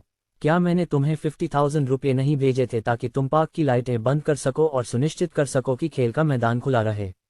अब तुम वास्तव में पैसे लेना चाहते हो और जब जोखिम होता है तो जिम्मेदारी नहीं लेना चाहते। हार्श निस्संदेह गुस्से में था। न केवल वह अपंग हो गया था, अब एक कोई भी ये कहने की कोशिश कर रहा था कि उन्होंने कोई सौदा नहीं किया। चूंकि वह विवान पर अपना गुस्सा नहीं निकाल सकता था, वह इस आदमी का उपयोग कर सकता था। तू बेवकूफ है। अगर तुम पकड़े जाते हो तो ये मेरी जिम्मेदारी कैसे हो सकती है? हमने सहमति की थी कि मैं तुम्हारे लिए क्षेत्र को साफ करूंगा।